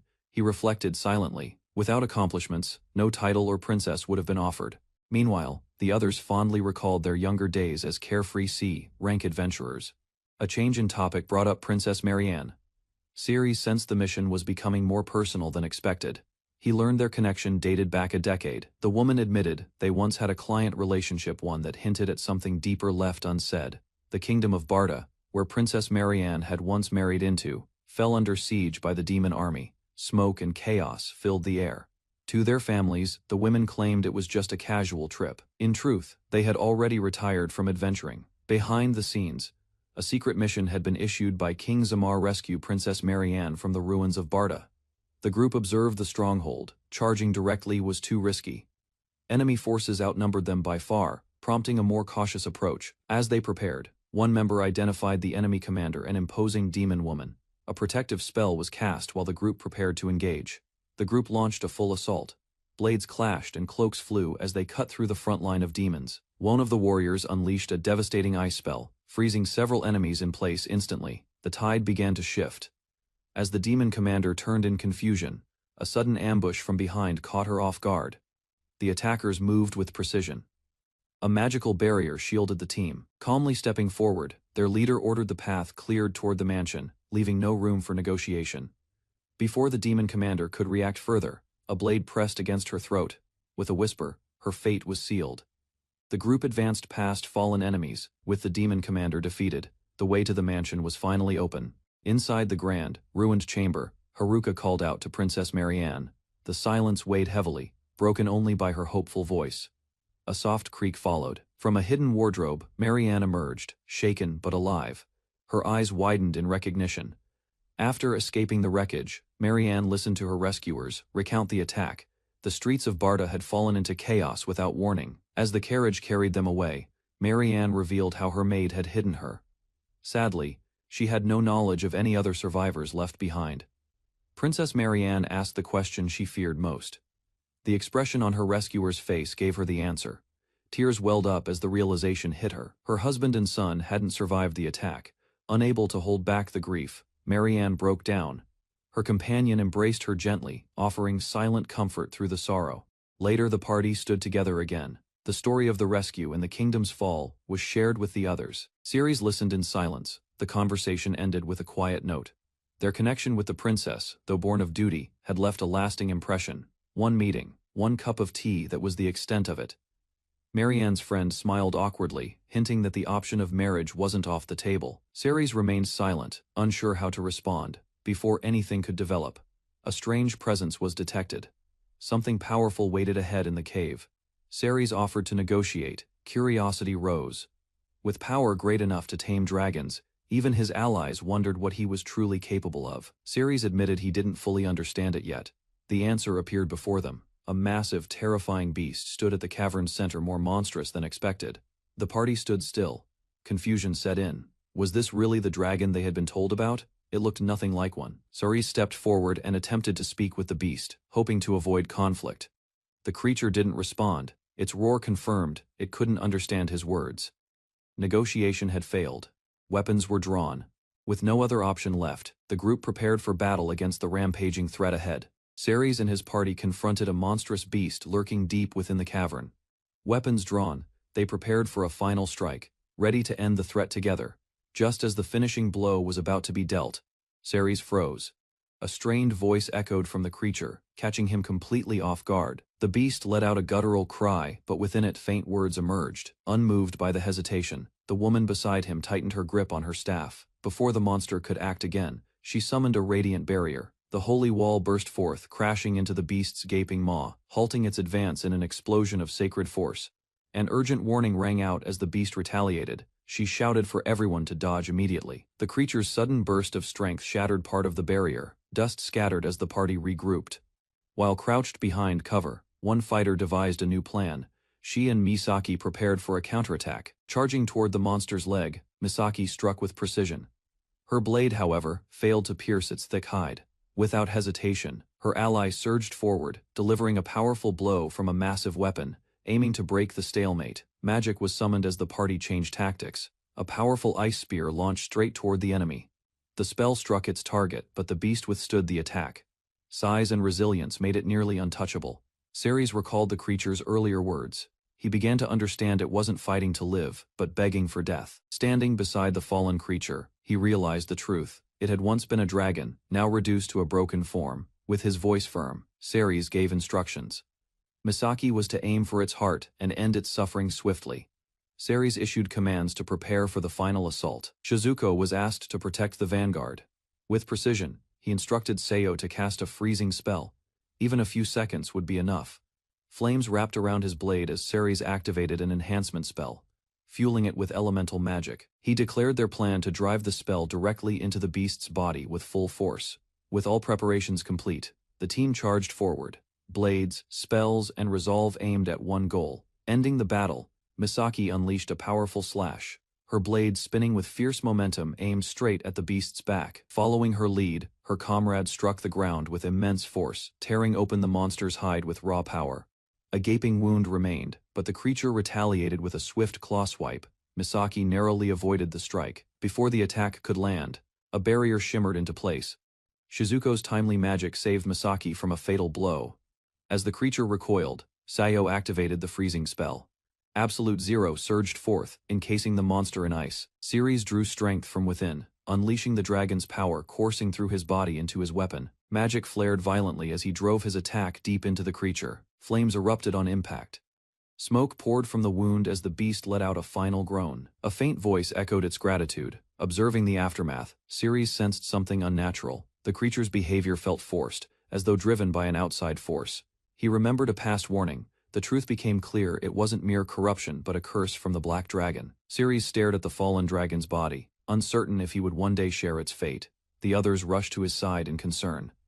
Reassurance came through their presence. No one was harmed, and the tension slowly gave way to relief. With the danger behind them, cheerful banter resumed. Jokes and teasing lightened the air between the battle-worn group. He decided not to share his worries. For now, he would simply stay by their side and not burden them. At the royal estate, Ceres delivered news of the mission's success. The king, impressed, offered recognition and reward. Before receiving his reward, Ceres was asked to meet someone privately. The name Marianne was mentioned. He entered a lavish room where the princess awaited, her presence immediately commanding attention. Marianne turned to him with a gentle expression. Her voice was soft as she addressed him. Up close, she was surprised by his youth, yet something about his presence gave off quiet strength. She acknowledged his deeds and the rumors surrounding him. His courage and his growing reputation had clearly reached the palace. Ceres stood before Princess Marianne, offering polite praise. Her beauty and noble presence impressed him, but she smiled gently, brushing off the compliments. Without hesitation, Marianne began explaining the harsh reality of her position. Society, she noted, viewed women as disposable once their youth faded. Revealing her past, she admitted to having children. The confession came with no trace of shame, only clarity. She turned away, speaking of the absurdity of becoming someone's wife again. Though her father had spoken of the possibility, she clearly saw it as unrealistic. The conversation ended with a question that hung in the air. Both stood silently, separated by expectation and reality. Ceres's unexpected reply left Marianne startled. Despite her doubts, he spoke with honesty, saying he wouldn't mind. His calm response contrasted her growing embarrassment. He elaborated without hesitation, stating that beauty wasn't limited by age. Marianne stood frozen, surprised by his blunt confidence. Ceres mentioned his 4 wives, placing her on equal ground. Shifting nervously, Marianne admitted her weaknesses. Housework wasn't her strength, but she offered something else. Lowering her gaze, she continued with a flushed face. During the nights, she promised unwavering devotion. Blushing deeply, he glanced away before smiling awkwardly. Trying to stay composed, he acknowledged her offer. Marianne stood close, gently gripping Ceres's cloak. She admitted her inability to fight alongside the others. Though lacking combat skills, she promised to wait and pray for his safe return. Lowering her gaze, she questioned whether someone like her was appealing. Insecure but hopeful, she revealed a rare vulnerability. Ceres responded with honesty. While the royal status brought complications, he held no complaint toward her. His words, though cautious, carried sincerity and respect. As the mood shifted, a sudden sound broke the silence. A series of beeps came from Ceres's side pouch. Ceres activated the communication orb, surprised by the unexpected message. A familiar voice greeted him warmly. Through the crystal, a familiar voice greeted Ceres. Sally from the Adventurers Guild appeared with urgency in her tone. Her expression turned serious. Due to the nature of the situation, A gag order had been issued. The orb displayed an image 4 adventurers chained and battered. These were the members of the hero's party. Ceres immediately recognized their faces. They had fallen to one of the Demon King's elite generals, strong-arm Maimon. Their defeat had been total, their capture absolute, despite their condition. They were still alive. Ceres learned their execution had been scheduled in 7 days. So far, the enemy had not taken their lives. The demon warrior stood tall, his back turned, radiating pressure. Muscles tensed as a deadly challenge was issued. Zek sat in silence, reflecting on the conversation from earlier. The decision to quit weighed heavily, yet it had already been voiced by the others. Memories of the disastrous battle returned. The party, unprepared and overwhelmed, charged the dragons without any plan. Alone in his room, Zek considered their future. Continuing the fight against the Demon King now seemed impossible, though regret lingered in his voice. Zek chose acceptance. He held back further words, acknowledging the finality of their decision with a quiet resolve. The girls sat nearby, still shaken. Across from them, the elder confirmed Zek's path. Zek received harsh criticism from the elder, who called out his weakness, and accused him of dumping responsibility onto Ceres. Trying to defend himself, Zek claimed he had spoken with Ceres before. He argued that, had he truly been irresponsible. He recalled a conversation with Ceres after the decision. Ceres had pointed out that other powers existed, ones capable of commanding humanity without needing the Pope's approval. The elder mentioned the Brave Protection Law, which grants brave warriors the right to assemble forces to battle demons. Zek remembered Ceres's chilling words: if quitting wasn't allowed, he'd invoke that law and go to war no matter the cost. Ceres was officially recognized as a hero. Meanwhile, Zek's former teammates reflected on responsibility. If one person abandoned it, someone else had to carry the burden. The elder ordered Zek to return all his holy gear. His role as a brave had ended, and his comrades were dismissed as well. Zek, stunned, questioned Ceres's true nature. Privately, Ceres admitted that becoming a hero alone was overwhelming. Curious about their plans, Ceres asked the others what they intended to do next. With smiles and relief, the group agreed to retreat to the village. Ceres acknowledged his lost privileges, including polygamy. The group discussed who Ceres might choose, but ultimately agreed the decision wasn't theirs to make. Maria, once close to him, gently declined a romantic future, and asked to remain only friends. Zek smiled in understanding, and accepted her choice. They all looked forward to a quieter life in Gymluna. Before they could depart, a guard informed them of an urgent mission: demons were attacking the town. Despite the surprise, they quickly shifted into action, with only one enemy. It felt like a good start to their new chapter together.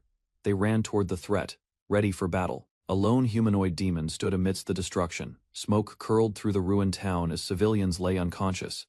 Lyda readied her spell while the others stood prepared. Zek called for the first strike. Rallying the group into coordinated action, magic surged forward in a powerful blast. Flames erupted on impact, signaling the battle had officially begun. Zek and his ally launched into close combat. With synchronized movements, they unleashed their strongest techniques, Iron Cutter and Wings of Light, against the enemy. Despite their efforts, the demon proved formidable. Zek was caught in its grasp, lifted helplessly as his companions looked on in shock. The horned demon introduced himself as Maimon, one of the 4 heavenly kings. Zek stood frozen, overwhelmed by his presence.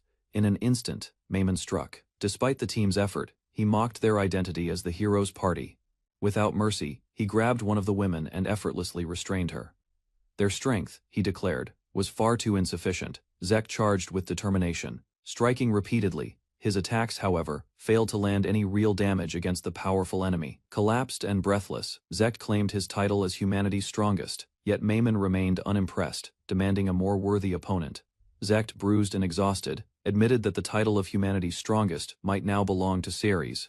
He could no longer rely on him. A boy stepped forward in defiance, confronting the demon. With trembling hands, he swore vengeance in Ceres's name. Maimon paused, surprised by the child's resolve.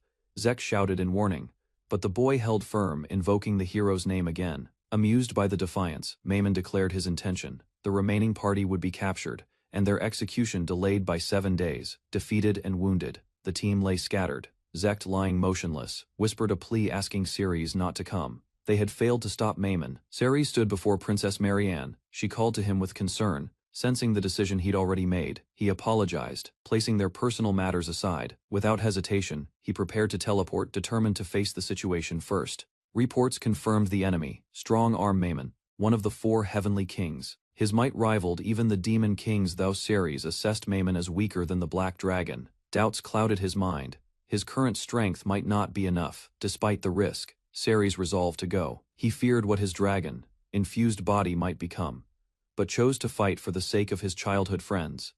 Before leaving, Ceres made a heartfelt promise to Marianne. She asked only one thing: to return alive. With quiet resolve, he assured her, once safely back, they would continue their future together. Thanks to his title as a hero, Ceres coordinated with multiple nations. Orders were sent to mobilize support forces and protect civilians. Understanding Maimon's threat, Ceres made arrangements. He requested the kingdom of Zamar to delay his companions, knowing their loyalty could place them in danger. Meanwhile, Shizuko and the others received a separate mission. Due to special conditions, they would be apart for a while, kept away from the coming battle. With a gentle smile, Ceres wished them well. His farewell was calm, though resolve burned quietly beneath. Ahead lay the wastelands and his next trial. Facing the unknown, he braced himself, and offered a silent apology to those he might leave behind. Before departing, he turned to Gianta, the dragon. A single request was made: reach the fortress city and prepare for what's to come. As they flew, memories returned. Ceres reflected on the strange path that led him here, marrying Shizuko, and becoming stepfather to Zect and the others. Though reckless, they were still young. As a former father, he watched over them not as allies, but as if they were his own children. While Ceres pushed forward, the girls speculated about their mysterious quest. Tea and laughter masked their curiosity. Suspicion rose.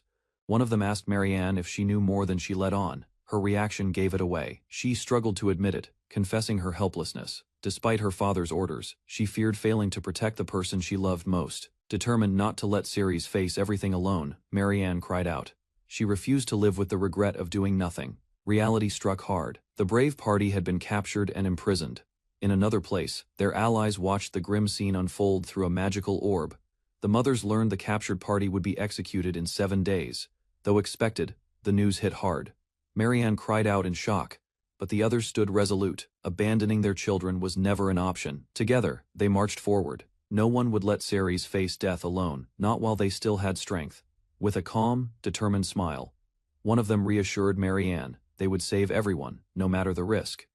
A report mentioned a dragon flying toward Dominique. Recognizing it as Ceres, the women began planning their fastest route to reunite with him. The group discussed their next move. Without a flying dragon, reaching Dominique in time seemed impossible. Marianne made a bold offer. She promised to handle everything secretly, and suggested they use the royal griffin. The powerful beasts were prepared swiftly. Clad in armor, the griffins stood ready for high-speed flight across vast distances. Before departure, Marianne silently prayed. Her hopes rested on their safe return and the success of their mission. Without delay, the women took to the skies. Mounted on royal griffins, they soared toward danger, determined to reach Ceres and save their children. As the others flew ahead, Marianne stood silently, her eyes filled with quiet resolve for what's coming next. As the sun dipped below the horizon, a dragon sliced through the sky with a rider aboard. Below, a demon lord stood in silence, watching the creatures approach. Ceres landed beside the dragon, his calm presence contrasting the destruction left in his wake. The creature exhaled smoke, its eyes fixed ahead. Zect trembled, stunned that Ceres had returned, despite everything. Regret mixed with shame as Ceres spoke, refusing to let anger guide him. Without hesitation, Ceres revealed his new life. He had married Shizuko and Haruka, Sayo, and Misaki too. Shock rippled through the group, faces contorted in disbelief, their minds struggling to reconcile past actions with present consequences. Silence followed. Confusion erupted among the prisoners. Each struggled to understand how Ceres had ended up marrying their mothers. Ceres calmly explained everything. He rescued Shizuko from slavery. As for the others, their bonds formed through conversation and choice. Zect and his companions recoiled at the truth. Age gaps, shock, and disgust churned within them. Their reaction, however, didn't faze Ceres, who remained resolute, declaring himself their new dad. Ceres made his position clear. Children deserved a present guardian. The demon watched, amused. Ceres turned to face him, determination unwavering. With goodbyes said, he marched toward battle. The clash was inevitable. Ceres lunged forward with speed, slashing through the air as flames trailed behind his blade. His sword connected, igniting a burst of fire across the demon's chest. Without pause, he followed up with a secondary attack, pressing closer with focused precision. Recognizing the futility of direct combat, Ceres shifted tactics. The attacks were a distraction. His true plan required something else entirely. From his pouch, he drew a special hammer. Not just any weapon, this one could destroy the source of the demon's power. A final leap brought him overhead. He swung with full force. The hammer crashing into the demon's horn, the impact left the demon stunned. Ceres launched his attack, but the demon swiftly closed the distance and caught him mid-strike. Surprise filled his eyes. Despite taking visible damage, the demon grinned. The holy weapon meant nothing to him. Ceres' efforts had failed to break through. Forced to his knees, Ceres clutched his arm in pain. From the side, his allies screamed, their voices echoing in desperation. Behind the prison bars, his former comrades pleaded for him to escape. None of them wanted to see him fall here. Smoke filled the battlefield. The demon towered over Ceres, his voice calm and mocking. He dismissed the effort as dull. Ceres froze as the demon mocked his weakness. Overhead, two winged beasts soared through the sky, signaling something had changed. Descending with precision, 4 powerful women arrived. They were no ordinary allies, each held strength, experience, and intent. The battlefield had shifted. Without hesitation, they coordinated. Haruka moved to secure the captives. Meanwhile, Sayo and Misaki prepared to confront the threat head on. A devastating sword strike shattered the ground as one unleashed a powerful slash. Her technique forced the demon to guard. Before he could recover, another attack followed. Ice burst outward from the mage's spell, halting the enemy's advance and covering Ceres. Freed from their restraints, the prisoners smiled with relief. Ceres stood tall, supporting one of his wives as they regrouped. Chains clattered to the ground as another ally approached with the keys. The group began to free each other quickly. Ceres, focused and firm, signaled. There was no time to rest. The battle wasn't over yet. Regret weighed on the former party members. Realizing the consequences of their actions, they stood quietly, acknowledging their past mistake. A soft moment followed. One of Ceres' wives gently reached out, adjusting his collar with care. Magic shimmered faintly between them. As she began healing him, Shizuko knelt beside Ceres, her voice calm. She reassured him that no one blamed him, though hurt. He tried to explain his decision. A soft smile formed as she leaned closer. Emotions stirred as tears welled in both their eyes. Forgiveness needed no further words. Meanwhile, the demon continued to stand his ground. Surrounded, he remained unfazed by the women's attacks, dismissing them as weak. Each blow bounced off his hardened body. Confidence radiated from him as he repeated the same phrase, shrugging off their strikes. The battlefield shook with force. Stones rose around him as he declared his strength. Their efforts seemed futile. A violent shockwave blasted everyone backward. Allies and enemies alike were thrown through the air and hit the ground hard. Pain settled into their limbs. The women gritted their teeth, realizing just how strong their opponent truly was. None of them had faced force like this before. Despite injuries, Ceres stood again. Energy gathered in his hand, his will refusing to break. Nearby, the shattered staff and orb lay forgotten. Far away, in the kingdom of Zamar, nobles and citizens gathered. A projection displayed the battlefield, showing Ceres at the heart of the chaos. Among the crowd, one woman trembled. Memories of past devastation returned as she watched her loved ones face danger. The demon acknowledged Ceres' persistence with a rare smirk. Seeing him still standing, he decided to take him more seriously. The women regrouped, determined to support him. However, the demon declared he'd only accept a fair duel after eliminating what he called nuisances. Ceres saw Shizuko moving forward. Panic flared as he shouted, trying to stop her before it was too late. Flashes of memories surged. Faces of those he loved filled his mind, wives who brought him peace, warmth, and purpose.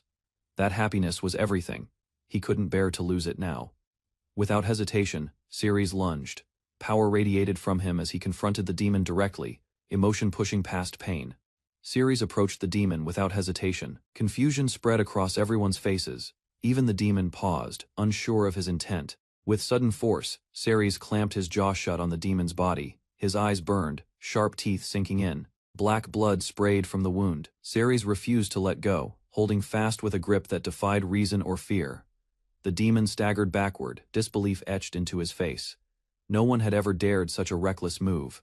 Shock rippled through the onlookers. The wives stood frozen, torn between alarm and awe. None had anticipated this kind of attack. Ceres' right arm twisted unnaturally. Scales crept up his skin, transforming it into something monstrous and powerful. His gaze locked forward. No fear remained in his eyes. Resolve burned, and something inside him had awakened. Energy surged through his limbs. The pain was gone. Instead, strength filled every muscle, overwhelming and unfamiliar. The demon lunged in rage, but Ceres countered with brutal precision. His scaled arm punched deep into the enemy's chest, halting the charge. Despite the blow, Ceres's voice remained steady. He called himself a regular human. Confused, the demon trembled, unable to understand how this was possible. Ceres launched into the air and unleashed a powerful kick. The blow landed cleanly, sending the demon staggering. Rage twisted the demon's face. From above, Ceres dropped with force, his hands clasped together. The impact smashed the demon into the stone floor, cracking it apart. Enraged but still defiant, the demon shouted. Ceres remained calm, warning him not to get arrogant just because of his strength. Dark energy burst from the demon's body in retaliation. He cloaked himself in flame and smoke, trying to blind and push Ceres back. As the dust settled, the demon began removing his cloak, muscles tensed. He admitted defeat no longer seemed likely. Now, he would fight seriously. The demon revealed his final technique, one he could only unleash once in decades. His confidence grew. Ceres responded calmly. Dark energy surged behind him as wings burst forth from his back. Both warriors faced off, the earth cracking beneath them. The wives observed silently, unsure what would happen next. Ceres launches into the air with force wings outstretched, aiming directly at the towering enemy. Across the field the demon stands grinning, his massive fists already in motion smashing the earth beneath. As the demon swings upward, Ceres rotates his body in midair. Closing the gap in an instant, he drives his foot forward with precision. The momentum of Ceres's attack sends the enemy stumbling back. A second strike lands, forcing a pained expression from the demon. From the castle walls, several women observe the fight. One notes Ceres's unexpected strength. High above the battlefield, Ceres descends once more, his wings slicing through the air. Ceres swoops in at blinding speed, fist extended toward his towering foe. The enemy braces, raising both arms in anticipation. His blows land fast and precise. The first impacts the demon's guard, but the force doesn't relent. Rather than falter, the demon lets out a shout of admiration. He welcomes the challenge and clenches his fists with renewed spirit. Ceres remains calm, noting the demon's resilience. Exhaustion creeping in, Ceres narrows his eyes and charges again. Each flap of his wings pushes him faster. The demon counters, catching Ceres mid-flight with sheer strength. A powerful slam drives them downward, crashing into the stone structure below. The demon roared with fury, caught off guard by the unexpected resistance. Ceres soared into the sky, leaving behind a powerful burst of wind. Observers stood frozen, eyes following the streak of wings disappearing across the battlefield. Among the onlookers, tension rose. They sensed the scale of power Ceres now wielded, inhuman and absolute. Doubt faded from their expressions. Confidence replaced hesitation. Though concerned, they trusted him. At last, Ceres reappeared. His figure calm, a faint smile formed as he approached. The war seemed momentarily distant. The group stood together, their expressions strained. Each had taken damage, and the toll was visible. On the ground, one of them clutched her side, unable to cast healing magic. Another knelt beside her, concern etched on her face, turning toward the woman before him. The young man hesitated only briefly. He extended his hand with hope, silently asking for help they could no longer provide themselves. Emotion surged within him as exhaustion and relief collided. Tears broke through as he covered his face, the weight of survival pressing hard on his chest. Without warning, he collapsed forward. His body tumbled across the ground, no longer able to support his effort. Maria received a small potion, her hands trembling as she stared at it. Her companion offered no comfort, only a cold remark. Despite the seriousness of the injury, the other girl insisted survival alone was sufficient, brushing aside Maria's concern. Nearby, the remaining members stood in silence. One of the women reassured them that healers would arrive later. Light-heartedly, two women smirked at the situation. With unsettling confidence, they stated that once Ceres returned, they'd hold a family meeting. The atmosphere shifted, confusing the others. Mel stood in shame. A harsh comment pierced the tension she had soiled herself. Disgusted expressions surrounded her. While Ceres rested unconscious nearby, two women discussed their next step. Far away in the holy kingdom of Gandal, a crowd buzzed with questions. Confusion spread quickly as they spoke about Ceres's sudden transformation and disappearance after grabbing Maimon. Inside, the royal chambers, nobles debated his identity. Some were shaken by his inhuman appearance. Others defended him without hesitation, hailing him as a true hero. A woman with flowing hair quietly confirmed the transformed being was indeed Lord Ceres. Her words seemed to carry both admiration and awe. Former Saint Cecilia stood enraptured. Blushing and smiling, she declared him worthy of her devotion. Cecilia, still flushed from earlier, assured everyone that Ceres would triumph using his divine powers. In the Galvan Empire, the topic of Ceres had reached the royal court. A noble raised the idea of him as a potential suitor, citing the strength he had displayed. Frey, once a famed sword saint, reacted with mixed feelings. Another noble commented on Ceres's growing list of wives. He casually noted that if Ceres could accept them, a 28-year-old like Frey should pose no issue. Among Ceres's wives were two infamous warriors, Misaki, the berserk Black Knight, and Haruka, the smiling Reaper demon. Frey stood stunned, questions swirling in her mind. Ceres's power, his teachers, and his origins now seemed beyond anything she had imagined. Elsewhere, a volcano erupted with explosive force. Ceres and his opponent relocated there, choosing isolation for their final clash. Floating above the volcanic rock, the enemy held Ceres in one hand. Annoyed, Ceres demanded to be released, clearly unimpressed by the display of dominance. Calmly, Ceres gripped his foe. He reminded the demon of the scorching environment, noting the magma's deadly temperature. Their battle turned into a trial of will. The demon welcomed it with a laugh, but questioned if a human could survive such a place. Ceres glanced at the ribbon tied to his waist. Shizuko's. His body had become that of a dragon, and with that transformation came resilience. Deciding to break away, Ceres took flight. His opponent tried to pursue, but the distance grew. Flames consumed the battlefield. Within the inferno, the demon sank slowly. Even in defeat, he smiled, acknowledging the thrill of the battle. Above the scorched terrain, Ceres hovered quietly. Smoke curled around him as he observed the scene below, staring at his clawed hand. Ceres understood the change. He had crossed the line. Ceres reflected on his state. His body had undergone dragonification, a transformation triggered by the Black Dragon's curse. A massive figure emerged through the mist, a dragon tall and imposing. Its wings stretched wide as raw energy pulsed through its scales. Examining his appearance, he noticed his unexpected color. Instead of black, his dragon form had taken on a yellow hue, surprising even himself. Looking down at the ground, Ceres acknowledged the truth. He had come to understand the full extent of his newfound power. Although unable to defeat the Black Dragon, he could crush Maimon instantly. If Maimon was truly stronger than the Demon King, two observers watched the swirling sky. One deduced that the true rulers of the world were the elusive Dragon King's beings powerful enough to control the balance behind the scenes. Hovering high, Ceres realized the truth. Only the Dragon Kings could match his power now. Descending, he reversed his transformation. With the process of humanification complete, his dragon form faded away, leaving behind his human appearance. Although he had returned to human shape, his essence hadn't changed. His arm had regenerated. Staring at his hand, Ceres questioned if he'd still be accepted. Despite his fears, someone called out to him. Someone who still saw him as Lord Ceres, not a monster. Ceres contacted her through the communication crystal, informing her that Maimon had been defeated. Relief washed over her face. Emotions, once restrained, broke through. Around her, others in the room relaxed, reassured by the news of his safety. Overwhelmed, her body responded instinctively. She stumbled slightly, unprepared for the emotional release. On his end, Ceres noticed her reaction and offered a light-hearted smile, trying to ease the moment. Still holding the crystal, Ceres hesitated. A thought crossed his mind. He was no longer fully human. Conflicted by his transformation, Ceres silently wondered if such a future could still be shared. Fears about connection and compatibility stirred beneath the surface. Ceres informed her of his departure, intending to return to the royal capital immediately. Flying alone, he soared across the sky. Despite his strength, uncertainty weighed heavily. Elsewhere, former Saint Cecilia reflected on the past. She recalled a time when she once stood against the Demon King only to be completely overwhelmed and defeated without mercy. That memory lingered. Frey and Cecilia were the only ones left, standing after the hero and sorcerer were killed instantly. Just before it was too late, Shizuko and Princess Seo had intervened. The two women did something unknown to the Demon King. From afar, a girl observed Ceres through the crystal communication device. She quietly acknowledged the truth. The boy now wielded the power of a dragon, alone in her chamber.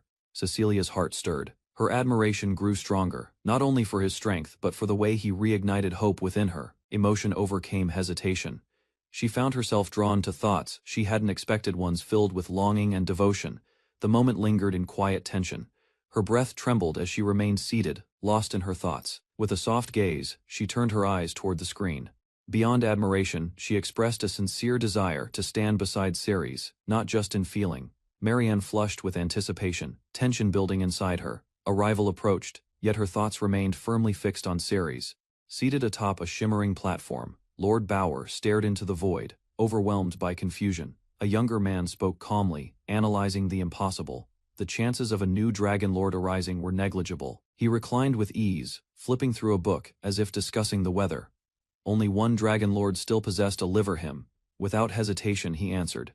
The liver had gone to Ceres, the man Lord Bauer had once ordered him to meet. Bauer listened in silence. The man explained further he'd accidentally killed Ceres in battle. Offering his liver was the only way to make amends. Unknowingly, he had created the sixth Dragon Lord. The revelation stunned him. Ceres, against all odds, had successfully become the newest Dragon Lord. Lord Bauer, calm and composed, issued a command. Someone needed to teach Ceres the laws. Once again, the burden fell to the reluctant warrior, who couldn't hide his irritation. Protests came swiftly. Teaching wasn't his strength, and his own flaws weren't a secret. A new voice entered. From the shadows emerged a composed woman, the Blue Dragon. Displeased by the turn of events, the warrior grumbled. Meanwhile, Lord Bauer reminded him of the chaos he'd caused. A vast domain stretched below one soon to be ruled. Inside the stone hall, a group of former allies sat in silence. Concern over Ceres stirred unease. No one understood what had become of him. Rumors ran wild. They recalled how their own mothers had gone to see Ceres. Stranger still, it felt like the women had chosen to follow him. Outside the stronghold, someone approached. The rescue team had returned, drawing attention. A familiar figure moved among them, sparking surprise and confusion. Cecilia, the former saint, stood before them. Her calm expression masked deep judgment. Kneeling beside the injured, Cecilia examined the girl's condition. Memories of betrayal surfaced. Cecilia inspected the wounded arm with practiced eyes. Despite the injury's severity, she calmly assured them it could be healed. Though she agreed to help, it came with strings attached. Her decision was influenced by debts to Shizuko and Seo. When asked about her conditions, Cecilia revealed the truth. Her feelings for Ceres had grown strong, no longer just gratitude, but genuine affection had taken root. A bold request followed. She wanted a mediator, someone who could help her win Ceres' heart. The boy rejected the plea instantly. He dismissed her as too old for Ceres and refused to play matchmaker. Cecilia responded swiftly, locking the boy in a tight hold. His careless remark about her age had clearly crossed a line. Pinned to the ground, he quickly surrendered. Cecilia, however, embraced the idea of becoming a stepmother, with a cheerful glow, undeterred by the implications. Negotiations ended in her favor. The girls, desperate for aid, agreed to support her romantic pursuit of Ceres if it meant saving their friend. Raising an elixir in hand, Cecilia invoked holy power, though she lacked the ability to heal perfectly alone. With determination blazing in her eyes, she cast her strongest spell. The sacred incantation, Perfect Heal, surged forth, ready to restore every wound with brilliance and grace. The group, now fully healed, smiled with relief. Cecilia's voice cut through their joy, reminding them to uphold the promise they made. Elsewhere, two women worked quietly amid ruins, casting healing magic on the wounded. Amid broken walls and scattered debris, rescuers searched tirelessly. One warrior called for help, confirming the survivors were still alive beneath the rubble. The healer squad arrived just in time. One of the women turned to her companion and assured her they could handle the rest from here. Tired but compliant, Shizuko nodded. Worn down by effort, she admitted defeat. Continuing further would only lead to collapse, and they still had much more to do. Confident in his strength, the woman reassured herself that Ceres would return soon after defeating Mammon. Just as expected, Ceres appeared. Standing tall amidst the rubble, he calmly confirmed the outcome. Mammon had been defeated. His return drew astonished reactions. The women gathered around him, disbelief painted across their faces. Ceres spoke casually, noting the bloodstains on her ribbon. He doubted they could be washed out. Gasps followed, as someone realized her arm had fully regenerated. Shock spread through the group. Few had ever witnessed such complete healing. Even she couldn't believe it was possible, with the battle over. Ceres suggested they talk after a short break. He had questions of his own, and everyone needed time to recover. Standing united, the women welcomed him back with warm smiles. Their gratitude, admiration, and affection were all directed toward the man who had saved them again. Ceres returned the sentiment with a calm smile, simple yet meaningful. His words made it clear he considered this place home. Plans were quickly laid out. The group decided to regroup with the others and return to the royal capital, hoping for peace after chaos. Just as things began to settle, an awkward voice broke the silence. One boy hesitated, then finally addressed Ceres, acknowledging him not as a comrade, With smiles and renewed camaraderie, the former party extended an offer to Ceres. They asked him to rejoin their ranks, and one even jokingly asked if they could call him Papa. Ceres froze, face contorted in embarrassment. The entire exchange felt too awkward to process. Attempting to move past the awkwardness, Ceres tried to keep things casual. He asked to simply be called by name. But deep down, he felt like he was the only one suffering through this strange reunion. Then came a bold introduction. Cecilia, the former saint, stepped forward with a radiant smile. Ceres recognized the name. Cecilia had once fought the Demon King as part of the last hero party. Ceres struggled under pressure as Cecilia casually nudged him forward. He nervously introduced her as the one responsible for healing everyone. The girls sang Cecilia's praises with gleaming eyes, though their compliments ranged from heartfelt to hilariously blunt. Cecilia's smile twitched, clearly unimpressed with their commentary. She scolded them for their lack of tact. Moments later, she pulled Ceres aside. No more teasing or circling the issue this time. She spoke directly and with resolve. With an affectionate gaze and confident smile, Cecilia made her bold request. She asked Ceres to accept her not just into his party, but into his life as his fifth wife. With a soft smile, Cecilia leaned in, asking her question again. Her voice was gentle, but her eyes were unwavering, awaiting Sarah's answer. Ceres hesitated, his thoughts raced, unsure how to respond. He already had more than 4 wives, and Princess Marianne was technically the 5th. To his surprise, Cecilia dismissed the concern without hesitation. With a calm expression, she told him it didn't matter, leaving Ceres stunned and confused. Cecilia began to explain her ties. Shizuko and Seiyo, both close to Ceres, had once been her mentors. She added that she also knew Misaki and Haruka. Their shared history made everything simpler. Ceres hesitated, overwhelmed by the sudden proposal. They had only just met, and the situation was escalating too fast. Cecilia smiled gently, revealing she had witnessed his battle with Mammon through a magical crystal. His overwhelming strength had deeply impressed her. With a blush, she pressed against him, declaring that her entire life's purpose may have been to meet him. Cecilia calmly delivered even more shocking news: she had the Pope's permission to marry him. Holding out a glowing orb, she confirmed the final step. The Pope's message was ready, and the light within it gleamed with approval. Her confidence never wavered. A grand vision of the Pope appeared, arms outstretched in divine proclamation. He named Ceres the true hero, and praised him as the most exalted figure of the age. Cecilia smiled softly as the message continued. Ceres would receive a noble title, lands surrounding Kohane's castle, and her hand in marriage, all bestowed by the Pope's will. Ceres was taken aback. He had expected to be treated as a monster due to his overwhelming power. Despite his reservations, he accepted the reward on one condition. Though power brought complications, he would move forward only with his existing wives' full support. Cecilia nodded with grace. She understood the condition perfectly. As they prepared to depart, the others chuckled about Cecilia's usual antics. Despite the chaos, she hadn't changed at all. Shizuko spoke seriously, asking Cecilia if she truly acted on her own will, rather than the church's. Still, they added a condition. If Ceres were to marry Cecilia, he must also consider his ties to other important women, namely Princess Marianne and Princess Frey. With a bright smile, Shizuko suggested the answer: marry all 3. Her tone was light, but the meaning was clear. Balance would be crucial moving forward. Cecilia and Ceres were both stunned. The logic was simple: choosing only one would hand the church too much influence.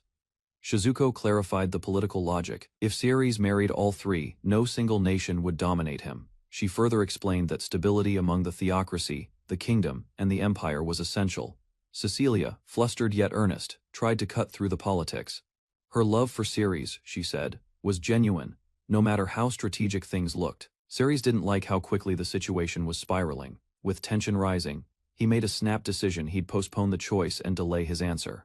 Before anyone could stop him, he turned to run, claiming he needed to consult all 3 nations. He made a hasty exit, leaving a stunned Cecilia behind. Ceres launched into the sky with dragon wings, fleeing boldly while everyone watched in stunned disbelief and mild frustration.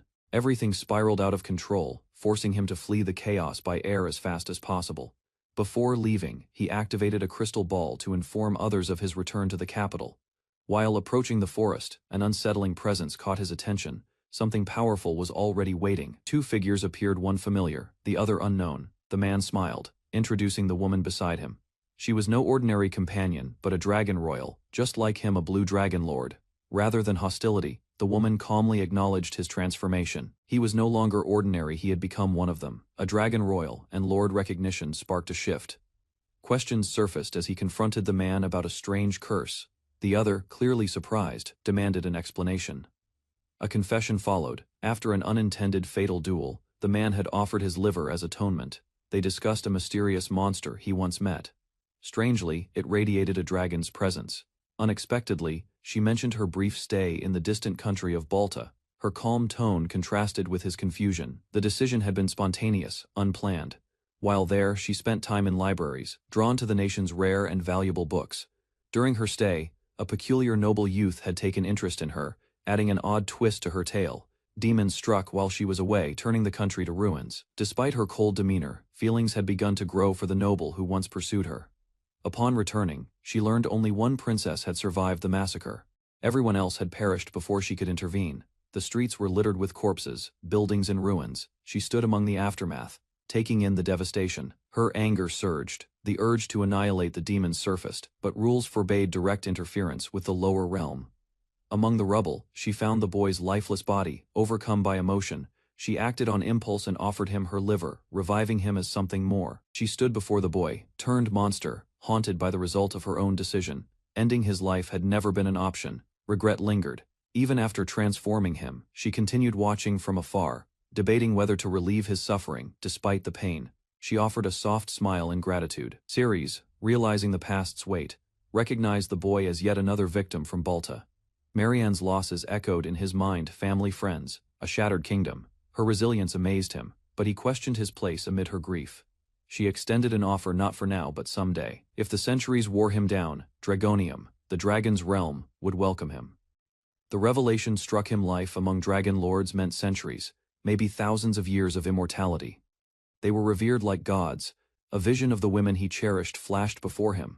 The thought of outliving them all left him overwhelmed. Curious and uneasy, he asked about Dragonium. They explained that only those with the instincts of a dragon could reach it. They hadn't come just to talk. Their purpose was clear. They wanted to determine what kind of dragon lord he would become.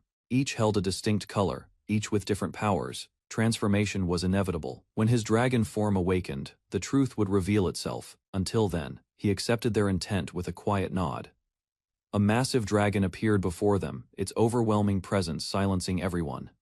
Faces stiffened in awe and disbelief. They soon identified him as a yellow dragon. His fate, they claimed, was a life filled with boredom and peace. Concerned, he asked if that meant rejection. On the contrary, yellow dragons were symbols of fortune, beloved by all, and bringers of good luck. Ceres listened, as she prepared to share the unshakable laws of dragons. Ones no dragon lord could break.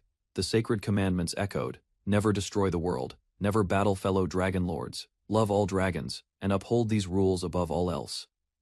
She smiled. But her warning was clear: violating the dragon rules would bring consequences. Her eyes revealed no warmth. With their message delivered, the two dragons departed into the sky, leaving him grounded in thought. Alone again, he turned toward the castle. Something remained unfinished. Someone important was waiting. Inside the grand halls, a woman reflected on the past decade. Disaster had nearly struck once more, but Ceres had saved them all. Hope still filled her heart. 10 years had passed, yet she remembered the promise he would return for her. She stood silently before a portrait, whispering to her late husband, hoping she could find happiness again. A knock startled her. Outside the window, wings spread wide, Ceres waited, just as he promised. He landed gently on the balcony, apologizing for his delay. Her surprised voice called out his name with emotion. Though he joked about avoiding a dramatic entrance, his true reason was simple: he came to see her. Blushing, she struggled to find the right words. As night blanketed the city, she made a quiet plea. All she wanted now was to ask for one selfish wish. He carried her through the night sky, arms wrapped gently around her as they soared above the rooftops. Doubt crossed his mind, but she reassured him. Ceres, now revered beyond royalty, had nothing to fear. Waves brushed the shore. She longed for a quiet place, one where only they could exist. They walked slowly along the moonlit beach. Sand softened each step, while silence filled the space between them. Joy lit her face. For the first time, she experienced the beach shared with the one she'd waited for. He mentioned how far the royal capital felt by carriage, but her smile made it clear his wings made the journey short and special. A moment later, he looked down, admitting what weighed on him most. He was no longer human. Fingers gently entwined, and he confessed something deeper. he doubted he could ever have children. Despite his fears, she responded with warmth. To her, his heart mattered more than any form he took. With steady eyes, she promised support, Shizuko, the others, and she would always remain by his side. She praised his hands, hands that had saved many lives. Their warmth reminded her of his humanity. Thoughts stirred within him. Despite all the challenges ahead, alliances, heirs, and dragon politics, he realized he had been foolish to doubt. Under the moonlight, he held her close and kissed her. For once, the weight on his shoulders lifted. In that moment he felt truly understood. Emotion overwhelmed him. Awareness of what had begun to stir between them made his heart race with confusion and tension. He wondered if his transformation played a part in how things escalated. Proximity and longing clashed, creating a situation he hadn't prepared for. She addressed him with gentle hesitation. Realizing what she noticed, Ceres flushed, caught between surprise and panic. A sudden gesture escalated the awkwardness. In a flurry of nerves, she pulled back and apologized instinctively. He tried to explain, but she calmly reassured him. Her tone was soft, her expression kind. Rather than embarrassment, she expressed comfort. To her, his reaction only proved sincerity and affection. He hesitated as the atmosphere grew more charged. Though drawn to her, Ceres voiced concern about the timing and setting. Despite her royal status, she expressed vulnerability, reminding him that beyond titles she was still a woman. Lowering herself gently, she made a heartfelt request, hoping he would understand and respond with care. Under the quiet night sky, she approached him with clear intent and heartfelt sincerity. Her words carried emotion that reached deeper than expected, catching him off guard. A gentle kiss followed, neither rushed nor uncertain. Arms wrapped around each other, they closed the distance. Moments passed, and boundaries quietly shifted. He responded with care and growing confidence. Desire built steadily, though she believed herself the one meant to guide him. She found her role reversed. Wrapped tightly in his embrace, she surrendered to the moment. Movements synchronized naturally, their connection now undeniable. Clinging tightly to him, she felt her thoughts waver as warmth spread through her body. The closeness unsettled her resolve, yet her arms refused to loosen. Confusion and desire mixed quietly. Strength gathered as she pressed herself closer, her breathing uneven. Sensation overtook restraint, and instinct guided her movements. Above the dark sea, their figures drifted together through open air. Distance from the ground mirrored how far reality felt. Calm replaced urgency as the moment passed. Reflected in her softened expression was satisfaction, tempered by reflection. Leaning back against him, she allowed herself to rest. Comfort replaced tension, though uncertainty remained. He returned to the estate alone, offering a brief explanation. She listened calmly, surprised the others hadn't come back. Her tone shifted as realization dawned. With a quiet smile, she acknowledged that today belonged to just the two of them. She turned away without much fuss.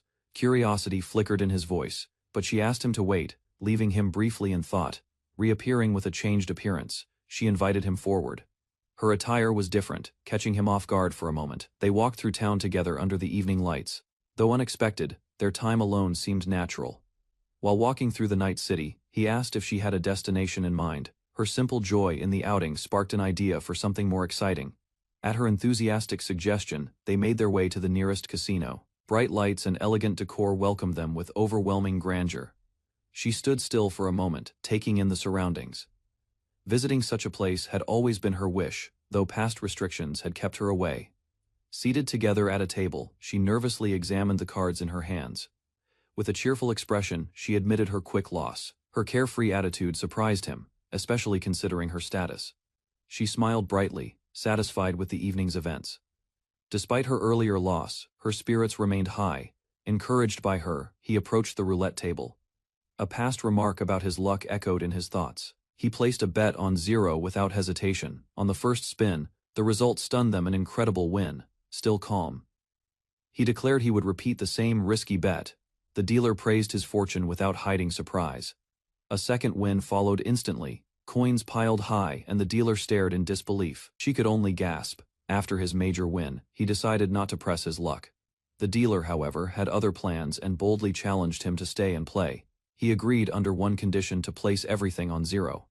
She accepted without hesitation, unaware of a hidden trick in the machine. As the wheel spun, tension grew. Against expectations, the result landed on 0 again. Stunning everyone around the table, she collapsed at the table, unable to process the outcome. The total winnings shocked her further, as they now rivaled the value of land. Desperate for redemption, She begged for one more chance. Calmly he reminded her of the stakes, questioning if she could handle the cost. The total earnings reached an unbelievable amount, shocking the dealer into panic. She couldn't believe the sum exceeded the value of the entire casino. News of the result spread quickly. Even nobles and royalty were stunned, acknowledging it was beyond their reach. With no answer for the situation, the dealer weakly redirected them to speak with the casino's owner instead. The owner introduced himself calmly. Questions about the missing dealer were met with vague concern, raising silent suspicion. Shortly after, they found her unconscious and restrained. The owner revealed she had acted without approval, distancing the establishment from her reckless decision. Ceres pointed out the exact amount he was owed, but the owner only presented part of the total. The owner explained that large bets required prior approval. He shifted blame to the dealer, and claimed she would bear the full punishment. Realizing how serious the matter had become, Ceres offered to settle things with money if absolutely necessary. Instead of calming the situation, the owner revealed a darker intention. The captured woman now faced the threat of permanent removal. Suspicion grew, the explanation felt forced. Both Ceres and his companion questioned the legality and fairness of the casino's actions. Stepping forward, Marianne confronted the owner with calm authority. She questioned whether the casino's rules held more weight than national law. The owner grew pale as realization struck. Recognizing her identity, he stammered an apology, unable to defend his position. Rather than punish him directly, she offered a proposal. Taking over the casino would require effort, but it was possible. With Ceres's agreement, she suggested splitting control and profits. The owner, seeing no alternative, accepted without resistance. Later, as the city returned to peace, someone called out to both Ceres and Marianne, signaling that a new chapter was about to begin. Sharon enthusiastically pledged herself to their service, unaware she was intruding on their personal time together, despite the success. Ceres felt no joy. Wealth and admiration surrounded him, yet none of it matched what he truly desired. From the outside, it might appear like he achieved everything, but deep down, the emptiness lingered. With dragon wings extended, he quietly carried Marianne into the night. Her presence brought calm, though questions still filled his mind. Once they landed, she softly acknowledged his fortune. In her eyes, he had gained much more than he realized. Marianne hesitated, wondering if she had overstayed her welcome, yet Ceres reassured her that he had enjoyed the time. As they considered leaving, nearby guards raised concern. Attention on the princess was growing, prompting them to stay cautious. She leaned closer and softly asked for a short break. The long walk had left her weary, especially in unfamiliar shoes. Later, steam filled the air as silence settled between them. Ceres understood her intent without needing direct words. Now alone, Marianne stood confidently. Ceres, aware of their solitude, began to wonder what would come next. Late at night, clothes lay scattered across the floor, while two figures moved closely under dim light. Moments grew more intense, their bodies reacting instinctively to each other's presence. Her expression shifted from hesitation to vulnerability, giving in to emotions once buried deep. Outside, the world faded into silence. With rising urgency, their embrace deepened. Each movement reflected trust earned through pain and shared solitude. In the quiet that followed, she smiled softly. Her eyes shimmered, not from tension but relief. Morning light spilled across the sheets. As he stirred awake, a sudden interruption shattered the stillness. After an unexpected arrival, the group of women entered the room, exchanging casual remarks as tension lingered.